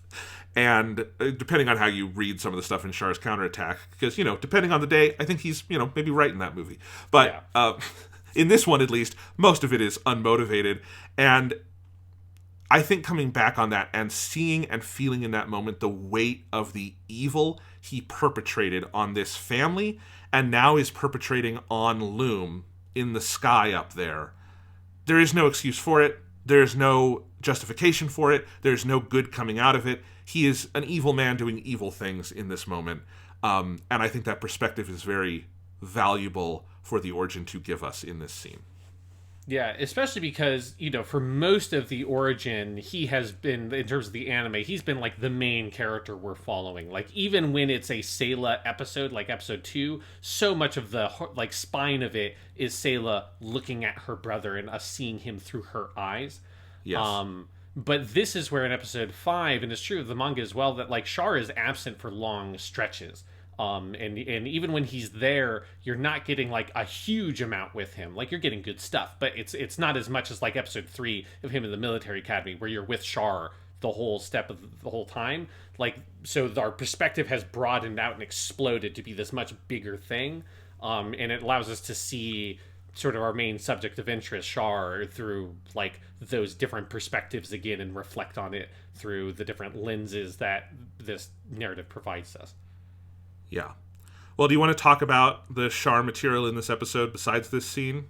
Yes. Let's talk about the Red Comet himself. Let's talk about our dandy boy in his silly red suit, because this is where he becomes the Red Comet, right? This is the episode where yes. he is full on the Char Aznable that we saw, starting in episode 1 of Mobile Suit Gundam. He becomes that character, and you get to have a lot of good moments of him, of Shuji Keita being able to play Char in that mode in this episode. Well, the one that really hits me is, I think it's the first time you see Char in this hour after the stuff at Granada at the beginning, is the Black Tri-Stars are at Granada doing a tour of Zaku production, and Char flies over in his red Zaku, and they get so mad. They're like, that flashy horn, that obnoxious loud red, nobody but him. And then Char gets out in all his regalia. This is the first time we see him in the full like suit that he normally wears in 0079. And he's telling the mechanics, like, it's not fast enough. Remove all the limiters on the suit. I don't need any limiters. Get rid of all of it. This is, of course, that's going to make it the thing that's going to make him 3 times faster than anyone else. And then it's him verbally sparring with the Tri-Stars, and he is such a fucking dandy prick to them, and it's beautiful. His whole line about, like, if you want to climb the ranks too, you need to do something to earn it. It's so... And then you also get his full stated logic about why he doesn't wear a normal suit, which is basically a repeat of a line from First Gundam, but I always love Char's whole thing about not wearing normal suits. And of course that he's wrong, because the thing that's eventually going to save his fucking life is putting that normal suit on, at the end of the series, right? Yes. Because that is the scene where the way he's written and the way he's performed, and then obviously also the way he looks is just like, this is Char, right? He has like fully put on and adopted that persona that he has throughout basically all of Mobile Suit Gundam, and it's just so much fun to see him just, he's so calm, he's so confident, even though he's outranked by the Tri-Star guys, right? Like he's a rank or 2 lower than them. Like I think he's like 3 ranks basically below Gaia, who's the leader of the Tri-Stars. Like he still acts so superior to them, but not in a direct enough way for it to actually be insubordinate, which is always the kind of line that Char is walking, that it's like, you couldn't actually like get him on anything. He hasn't done anything actually inappropriate, but the sheer confidence that he exudes and the subtle ways in which he verbally looks down on the people he's talking to is so like just fun as a viewer, but also just like very evocative of his space as a character. And yeah, the just the light verbal sparring while he's in his red Zeon officer's outfit is just a very, very satisfying sequence. It's the goods. I also think we need to take a pause and talk about the origin design of his red Zaku 2. Yes. Oh, yeah, because this is the first time we God. see the Zaku 2s at all in Origin. Yes. So like that's part of the scene also, is that the Black Tri-Stars have their like black and purple Zaku 2s, which are nice. And then they see Char's super tricked out one, and I love so much that the Black Tri-Star guy, like, the first thing he says is, that flashy, dumb horn. It's like, that stupid horn, that red color. I know the bastard that's piloting that mobile suit. And yes, his Char's red Zaku 2 is glorious, but I'm not the red mobile suit guy on this podcast. You are, Jonathan. So go on and talk to us about Char's red Zaku 2. So my number one mobile suit in Gundam is the custom goof from 8th MS Team. Yes. My very, very, very close number two is the Red Zaku 2, but specifically the version from the Origin. Mm-hmm. I think this is the version of the mobile suit I think all involved with First Gundam wanted to be able to draw and couldn't quite realize in the original series. And I mean, we know that. Like, the red is a little more pink in that series and all of that. I think it still looks fucking sick as fuck, right? It's legendary for a reason. But this feels like the fully evolved form of what that suit was always meant to look like. The way it is a mixture of a, like, deep, rich, bright red with those like darker sort of scarlet tones on the shoulders and legs and some of those pieces. It's got all the little decals on it for all the like sort of like military like lingo that's all over it, so it looks just hyper realistic. It's so detailed. This was the first gunpla I ever built, was Char Zaku 2, the Origin specific variant, and I've built like 8 or 9 high grade gunplas at this point, and this is still the best one that I've built. It is if you have not gotten that one, the kit of the high grade is the basic one, right? Yeah. The HG Origin kit of the Zaku 2 is just a phenomenal little kit. It looks so good. It's got all the like little, white pieces of text are all decals you put on it. It's also one of the most rewarding ones to panel line, and it's actually pretty doable because it's got all those things like the, spikes on his shoulders that have the lines you would fill in, and on his legs and all of this stuff. It is just, the Zaku is an amazing fucking perfect design. You take it, you make it red. The kinds of like tones of red they're able to pull off in this one just look so good. I am in awe of it every time I'm looking at it, and it's still my favorite gunpla I have. This is mobile suit heaven looking at that thing. Yeah, and I'm 100% with you that because it's a similar thing to the 08th MS Team version of the goof, where like they just they're able to do more detail in the coloring than they could do in 1979. And so like the kind of slightly two-tone look of like the deeper richer red and then the slightly brighter red on like the extremities. It's this is like when I think of what Char's Zaku 2 looks like, this is the one that pops into my head because it, as you say, it feels like the realization of what the design always wanted to be, and it is like similar to like if you have not the animation stuff but more like paintings and drawings done as promotional materials and stuff like that, closer to like the movies. Like this is closer to what those looked like because it is kind of the more kind of detailed, fully realized vision of that mobile suit. So I'm not as like hardcore the red mobile suit guy as you are, but this is a fucking great all-time classic.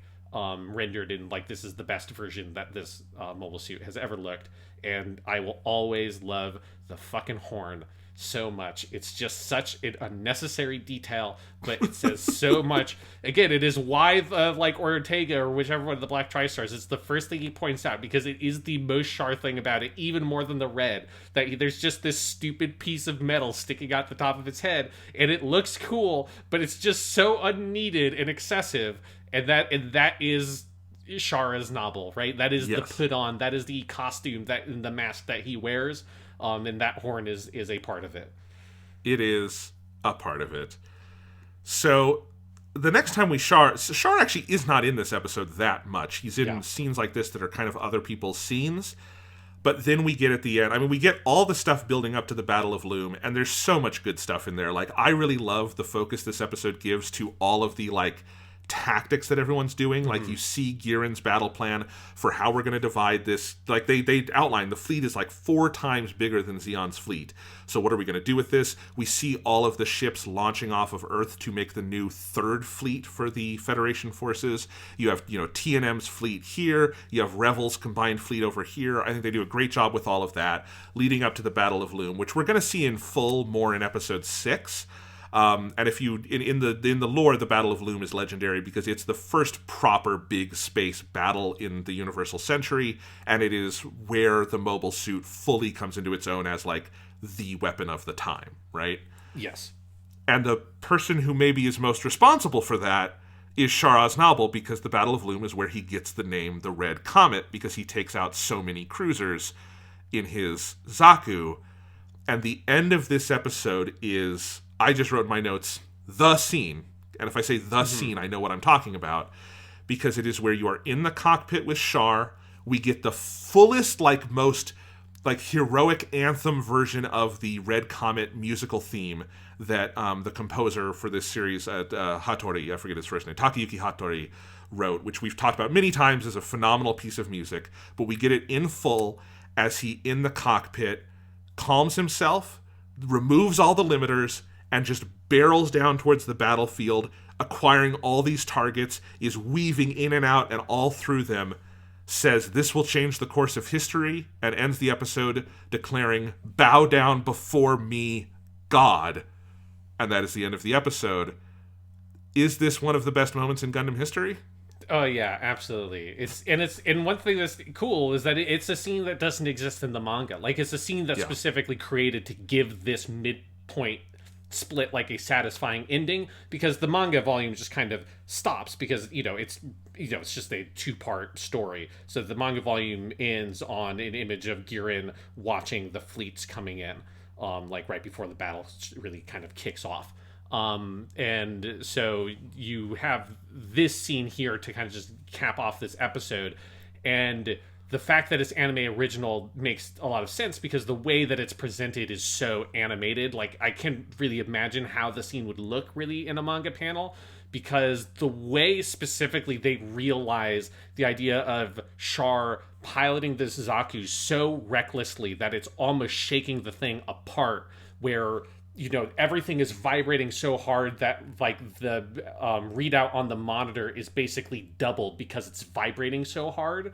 That kind of stuff is so vivid and powerful, and this feeling of like, it's the thing that like I always wanted Gundam Wing to be able to do with the tall geese, because because basically what they do here with Char's Red Zaku 2 is they take the reasoning of the tall geese from Gundam Wing, which is the tall geese was like the first mobile suit in that timeline. It's actually basically as powerful as the Gundams. The problem with the tall geese was that it's so powerful that the safety precautions can't keep up with how like vicious and like harsh the acceleration is with the mobile suit, and it kills most of the people that pilot it. And that's why Zex is like an impressive pilot in that world. And the tall geese is still one of my favorite mobile suits. I think it's awesome. But Gundam Wing never was able to fully realize visually the concept of that idea, because I think if you didn't have digital animation, like some of these techniques they do to make it feel so violent are things that a hand-drawn animation would be so cost prohibitive to do, like a TV show or even an OVA wouldn't have been able to do it.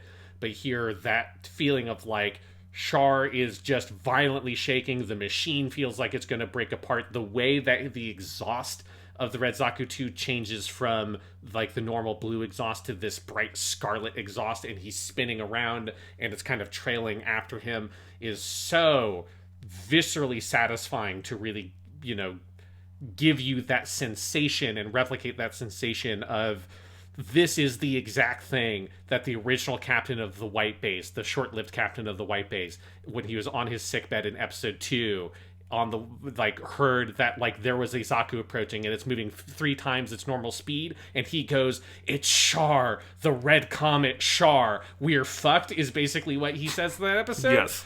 This is the exact image that dude had in its head because he was at the Battle of Loum, and being able to see that is so satisfying.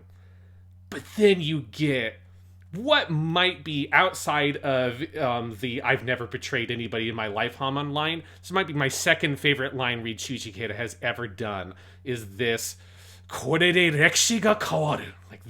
With this history will change. "Watashi ni hizamazuke, kami yo." Bow before me, you god. And that being the moment that ends the episode, it's just the most everything that we have been watching in the Origin from episodes 1 through 4, everything that Char has been doing, this slow plotting that he had developed after, he found out that just smashing people in the face with beer bottles isn't going to actually get him very far in the world, and he started scheming to murder people. Everything he has done, all the murder he's done, all the little planning has been building up to this moment. Not because this is the thing that allows him to kill the zombies, but because this is the thing that makes him feel fucking invincible.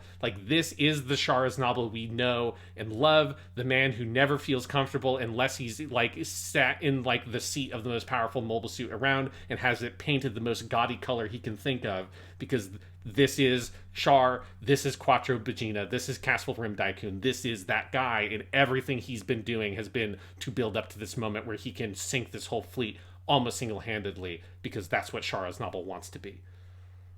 I agree with you, Sean, because this is a conversation we've had off the air many times about how good this line is. It is in the Shuichi Ikeda pantheon of best line readings ever, and it's the two going together. But, ending the episode on him yelling, "Kamiyo," bow before me, God, with these aesthetics that are, up until this episode, this is the most immersive Gundam has ever been with mobile suit animation. Yeah. This is the best piece of mobile suit animation in terms of putting you in the cockpit Gundam has achieved up to this point. This is the thing that Hathaway looks at as inspiration for the way that it realizes mobile suit fights.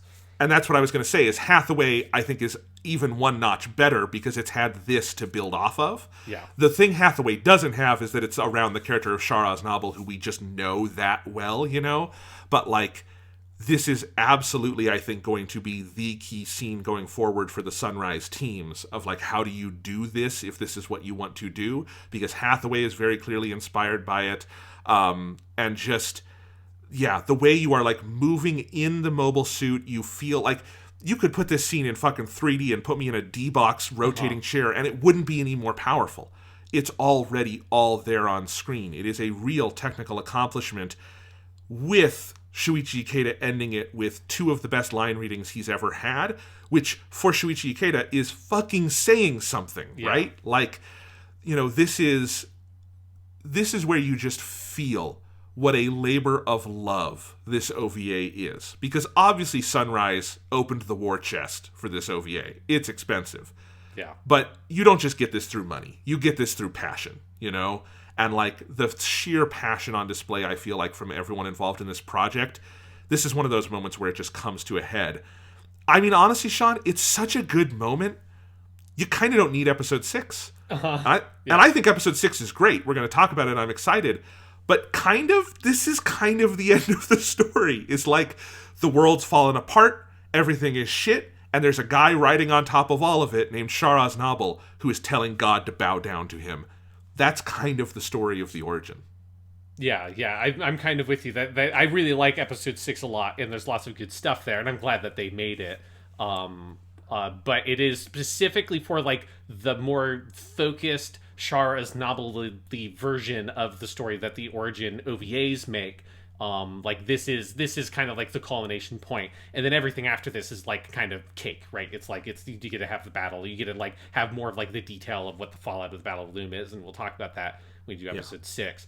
But yes, this is the like, this is the high point. This is the character moment that everything has been building up to, right? Like, this is everything, all the nuance of the performance that Mayumi Tanaka gave in episode 1 with Little Boy Castle Rim Daikun is like to get us to this moment of that same little boy being in his own, like, basically souped out sports car on the set of like a dinky old gun tank and telling God to bow before him, in the same way that, you know, he looked at Kasuya Azabi straight in the face while he was fucking handcuffed and said, "You can't do this to me because I am Castle Rim Daikun." Like, this is that same little boy now, like, fully getting to sort of express everything that he has bottled up on him out onto the world.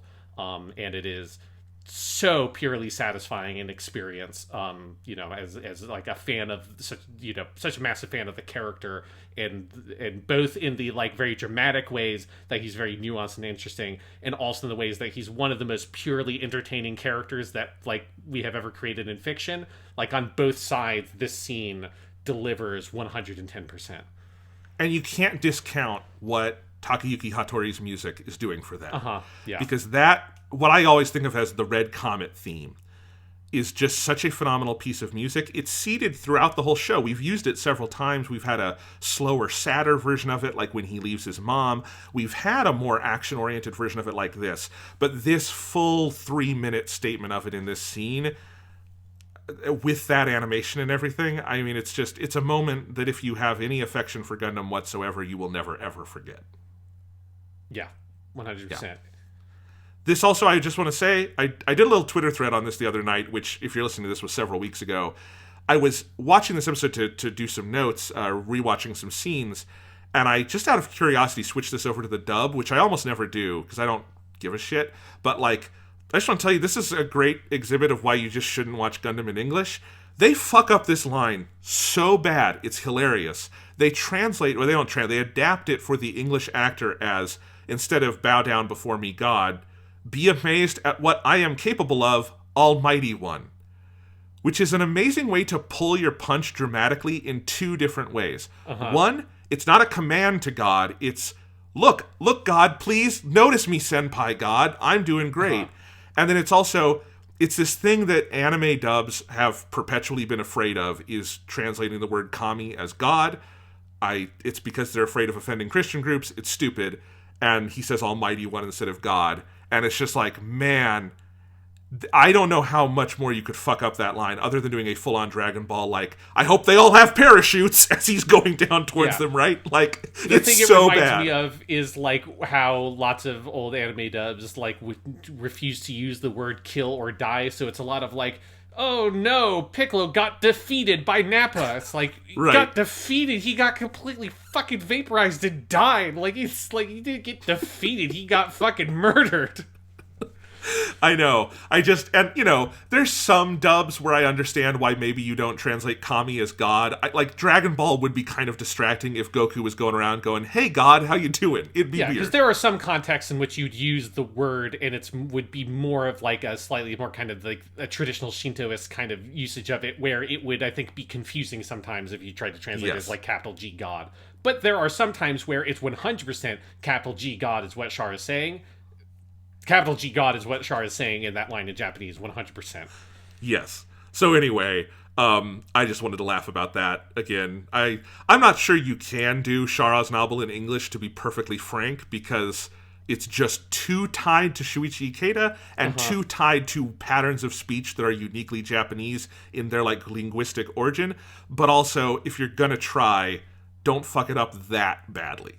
Yeah, it's definitely, like, I do not envy the, like, task of anybody having to do a dub for the character, because it is a thing of where, like, his speech patterns are so, like, they're not excessively, like, unique, but they are very particular, that any writer I've ever seen, like, for manga and stuff that writes for Char has to, like, sort of tap into a very particular, like, cadence and rhythm of, like, his dialogue writing, that is so key to the character, that, like, I've seen it be done in ways that, like, immediately felt wrong. Like, I read a couple of the first volumes of the Char's Deleted Affair manga. That was, like, a couple of years ago. And it was okay, but, like, I always found Char's writing to be very unsatisfactory because it didn't capture the cadence of the character well. And I think, yeah, I don't think there's a way to translate it in English because it's too specific, and I think it just will like take away a lot of the appeal of the character if you're not able to like, because even it doesn't even have to be a thing that you understand everything that's being said in Japanese. Just even being able to like hear the cadence, I think, is enough to get across a lot of like the emotional nuance that is going on with what the character's saying. I will say, I think the translation of the Origin we have in English by Vertical Comics released these big volumes. I do think it's a pretty outstanding English translation, and I do think it's the closest I've seen from subtitles to fan translations to manga, whatever, to getting Char right in English, and I will praise it for that. But it is always hard when you don't have the original Japanese, just because, again, of that, you don't need to understand a word of it. The cadence is so important. Mm-hmm. Yeah. All of this being said, Sean, this episode is so good, we still haven't talked about my personal favorite scene. Mm-hmm. Yeah. So do you want to talk about the moment where we go to Club Eden, we have Lieutenant Tachi come in and warn them that some of Caecilia's men are coming to arrest Ramba. We have Crowley Hamon be a total badass, as we know she is, and tell them to fuck off because you're not Caecilia, we're not listening to anyone less than that. They fuck off, and then Tachi sits down at the bar, Ramba's on the couch in the back, and Crowley gets on the piano and plays in full this song, Don't Say Goodbye, which they do in full. This is not a, like, they cut after verse 1. They do the entire thing. It's about a 5-minute scene. They pull a Godzilla versus Mechagodzilla. They just, like, we're going full board. Yep. Into the second verse, baby. Come on. And I think this scene is transcendent. I think it is... It's this great classic sort of film noir, also kind of Casablanca-esque setup with the bar and the woman, and like it's the end of the night and the song. I think the animation in this scene is out of this fucking world on her. Like when you are watching her play the piano and sing, the only thing I've seen on par on this of like someone doing music in animation, physical hand-drawn animation, is probably in the Studio Ghibli movie Whisper of the Heart, where there's this big song number where they're playing the violin, and I'm in awe of how they animated that because the violin is hard to animate. It involves a lot of fingers and movement. But this scene, I think the animation is stunning. I think the mise-en-scène of the bar, the shot choices they use, it is a masterclass in filmmaking.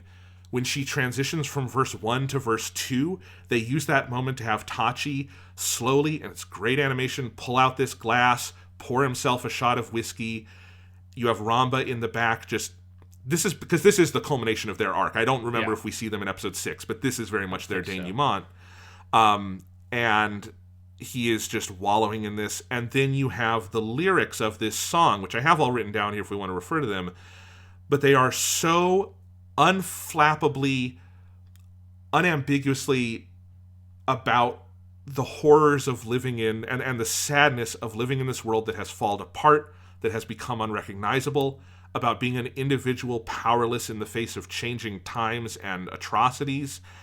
And I think because they do the song Unbroken, that's what makes it so powerful. You just are forced to stop and sit with the emotions of this scene, and it is profound, and it is utterly unique in the 40 years of Gundam that we've seen. Mm-hmm.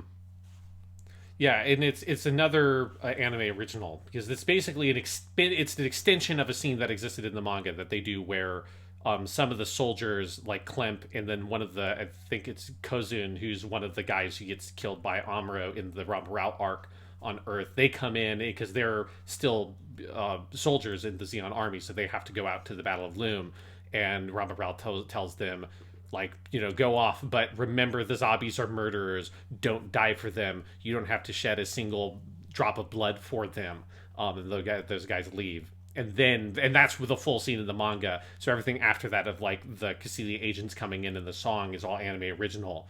And it's so satisfying. I think probably the instinct of why they added it was because you need to give Ramba and Hamon a climax. You have to, like, see those characters out in the anime version, because obviously in the manga this all happens after they've already been killed in, like, the present day storyline.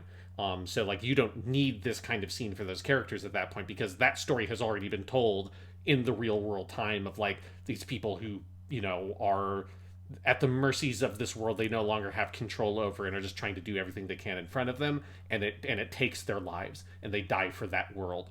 And so that's already happened there. But it would be very weird, because they were such a major part of these flashbacks, if the anime didn't do something additional. And this is, I think, just such an inspired choice. It's a much more full-bodied version of like the sequence that basically introduces us to this world where Hamon is singing in the bar. And this is a full version of the song, but it's only her, Ramba Rao, and Tachi Chui. And so it's just them. Everything is empty. Near the end of the song, the neon light outside that lights up the sign for Club Eden is slowly flickers out. And it's very much that kind of thing we talked about, I think 2 episodes ago, where this bar in this world of Ramba Rao and Hamon feels like it's the last refuge of the older world of these colonies that we saw the very end of like the like intelligentsia of Zeon and his friends, and all those people living in this much kind of more culturally rich and diverse and evolving world that Crowley was a sort of tangential part of through her relationship with Zeon's wife, and then Ramba was a part of as the son of one of the other families of sort of this colony, along with the Zabis that both followed Zeon Zum Daikun. And now that's all gone, and it's just been replaced by this, just indescribable hatred and anger and greedy grab for power that has twisted everything around them, and the world that they used to have is gone. And having all those feelings be expressed in this long 4-minute full piano ballad is just such an incredible sequence, and such a smart, interesting, creative choice that is like, even though I knew it was coming, because like you, I remember the scene very distinctly, I still was kind of surprised by it when it happened, because it's very unconventional. It's very unconventional. It's in many ways, I feel like the reason why episode 5 could just be the finale of the Origin is because this is the emotional denouement of the whole thing, and Char's scene at the end is sort of the pillar of his journey, right? Mm-hmm. And like, it's amazing that this scene is able to express, I guess it's wrong to say entirely wordlessly, because there is song, but it's not dialogue, it's poetry, it's something she's singing, right? And then it's the overall mood of the place she's singing it in, and it so perfectly, beautifully, poetically expresses the feelings, the raw emotion of living in this time and place. And my God, Sean, this hit me a few years ago when I watched it, but in 2022, it hits me even harder. Just like this idea of feeling like you are in the last vestiges of a thing that maybe had some good in it, and it is just gone and dying, and maybe it's not coming back. And there's something about that hits just impossibly hard. And I think the entire production of this sequence is an absolute masterclass. Also, the woman doing the singing here is Kaori Sawada, and it is a tremendous, tremendous vocal performance, because it's not just she's singing the song, she's performing it in character as Crowley Hamon, and putting so much emotion and emphasis into it. And she has this beautiful, pure, big voice, but it is also just as a piece of acting truly phenomenal. Yeah, no, it's a really stunning sequence. Yeah, and a fucking great song. Like, that song has been on a playlist of mine for a long time. Yeah, because it's just absolutely killer. Right, and the fact that it's an original song written for this, and it is, it's basically that the show stops for 5 minutes to be a musical almost. I mean, that's the kind of scene this is. It's diegetic that she's doing it, but like, man, it's it's always been one of my favorite Gundam things since I saw it originally, and even more so now. It's one of those scenes I watch and I'm like, I can't believe they pulled this off. This is such an ask of the audience, of the people making the show, and yet it works so purely and beautifully, and that is a really stunning thing to watch unfold. I also want to shout out, before that, the Crowley's speech, or like her shouting down the 3 agents from Cassilia. Fucking Miyuki Swashiro just so kills that sequence. And there is a part where she like she starts quiet, then she builds up to her shouting at them about like, he was already demoted, and that was under the orders of Dolzazabi, because that's who he served, not Cassilia Zabi. So if Cassilia Zabi wants to do something about it, she can come here and do something about it herself. And then and Hamon's like shouting those lines at them, and then she comes down slightly as she says, "Now go back to Cassilia and tell her that." Where Miki Swashiro, like, she has her voice crack slightly, and like the way she comes down from that, it's like that was like one of those moments where if I needed to show somebody a clip of like, Sean, why are you always talking about this voice actress lady? Why do you like her so much? It'd be like, that would be one of those moments, because it's like, because when she does that come down, like whatever the fuck she's doing with her voice, it does something weird to me as a human being. That's like, it makes me feel things, and it's like that. Her performance is so good. Even in just like, she doesn't have a lot of lines in this episode, but like that just one little bit is like, fucking, oh my god, the line readings are so crisp, and the character choices are so strong she's making in just a couple of small sentences, and it's like, oh my god, she's such a great actress. Oh, she is. And it also speaks to like the overall direction of the scene, that she doesn't sing the piece, Kaori Sawada does, but the blend there, you don't question it. It's they do a good job matching each other's performances, and then the direction obviously is a part of that too. And I also just want to praise just the song itself. Also just deserves, like, it is an incredible piece of writing. It's one where I was actually very happy to see this. The Blu-rays that we have in the States, the official subtitles there do it in both Romaji of the Japanese and a translation. And the translation is not like the, frankly, pretty bad English version that's in the dub. I know some people like it. It's bad. They mess it up. But it's an actual translation of the Japanese lyrics, and it's a very good translation. But also, I think it's worthwhile to be able to just read the Romaji along with it, because it's beautifully written, and I think the way it, like, it's very simple. It's very sparse. It's not that many words. Like, it's one of those Japanese things where inevitably it takes more words in English to translate it than are in Japanese. And there's just these like turns of phrase, like in the verses or in the chorus, when there's two English lines in this. There's a couple of English lines in the song, like "Don't say goodbye," and that's sung in English, and it goes "Don't say goodbye, dare ni mo," and the way it transitions from the English to the Japanese with like the dare ni mo is stunningly beautiful. And there's a lot of stuff like that where the way it uses and elongates words, it's worth just like do a watch through just focusing on the Japanese words, even if you don't speak Japanese. It's really cool. Yeah, no, it's a absolutely killer song. Yeah, 100%. And the thing is, I also think the closing song for this episode is also phenomenal. It's I Can't Do Anything. I think that's also one of my favorite Gundam the Origin songs, and it's almost a little sad for that song that it's slightly overshadowed by Don't Say Goodbye. But I also think it's one of my favorite songs in this series. There's a build to this song at the end of this episode that is really cool. It kind of reminds me almost of the one in Unicorn Gundam, Re-I-Am, of like it just has this kind of, it doesn't start that big, it starts much smaller, but it becomes a much bigger song as it goes along, and that's really cool. Yeah, it definitely has a sort of AMA quality, which is the performer that does Re-I-Am. Like, yeah, it's a similar kind of style. Yeah. So this episode slaps in so many fucking ways. Is there anything we've forgotten about that we need to mention, Sean? I don't know. I think we covered it pretty well. I mean, we've talked about it for 30 minutes longer than the episode is.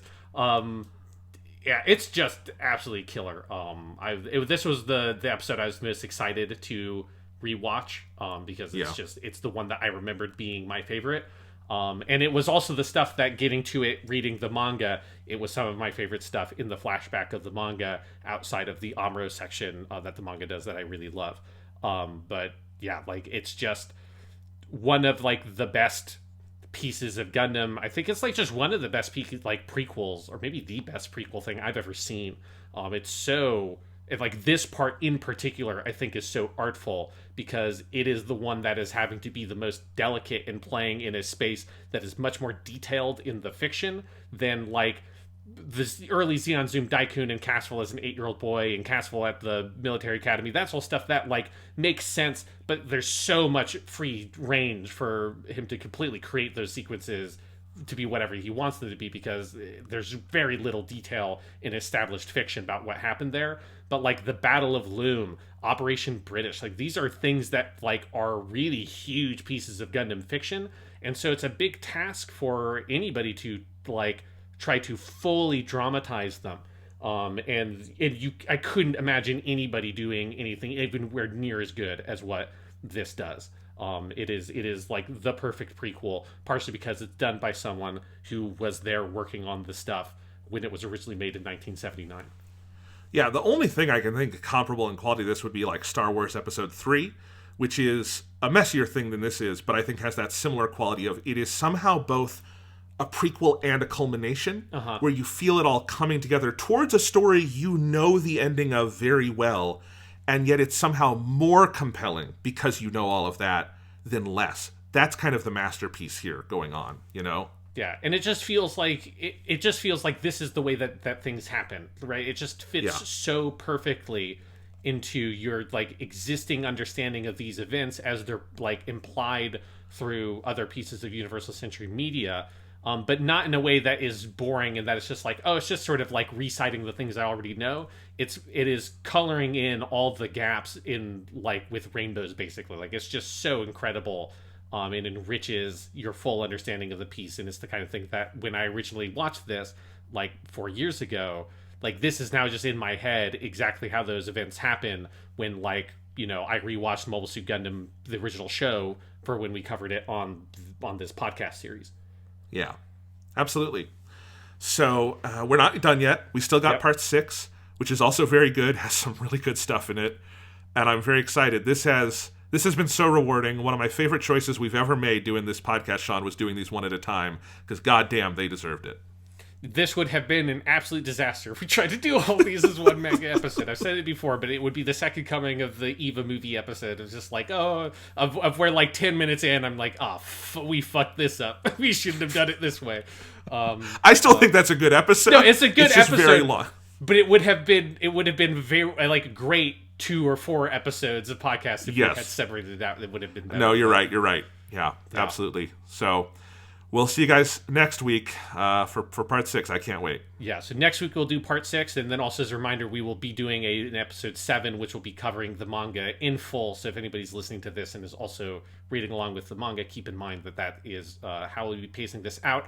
But next week on Weekly Suit Gundam, we will be checking out the final OVA in Mobile Suit Gundam: The Origin and find out finally what happens at the Battle of Loum.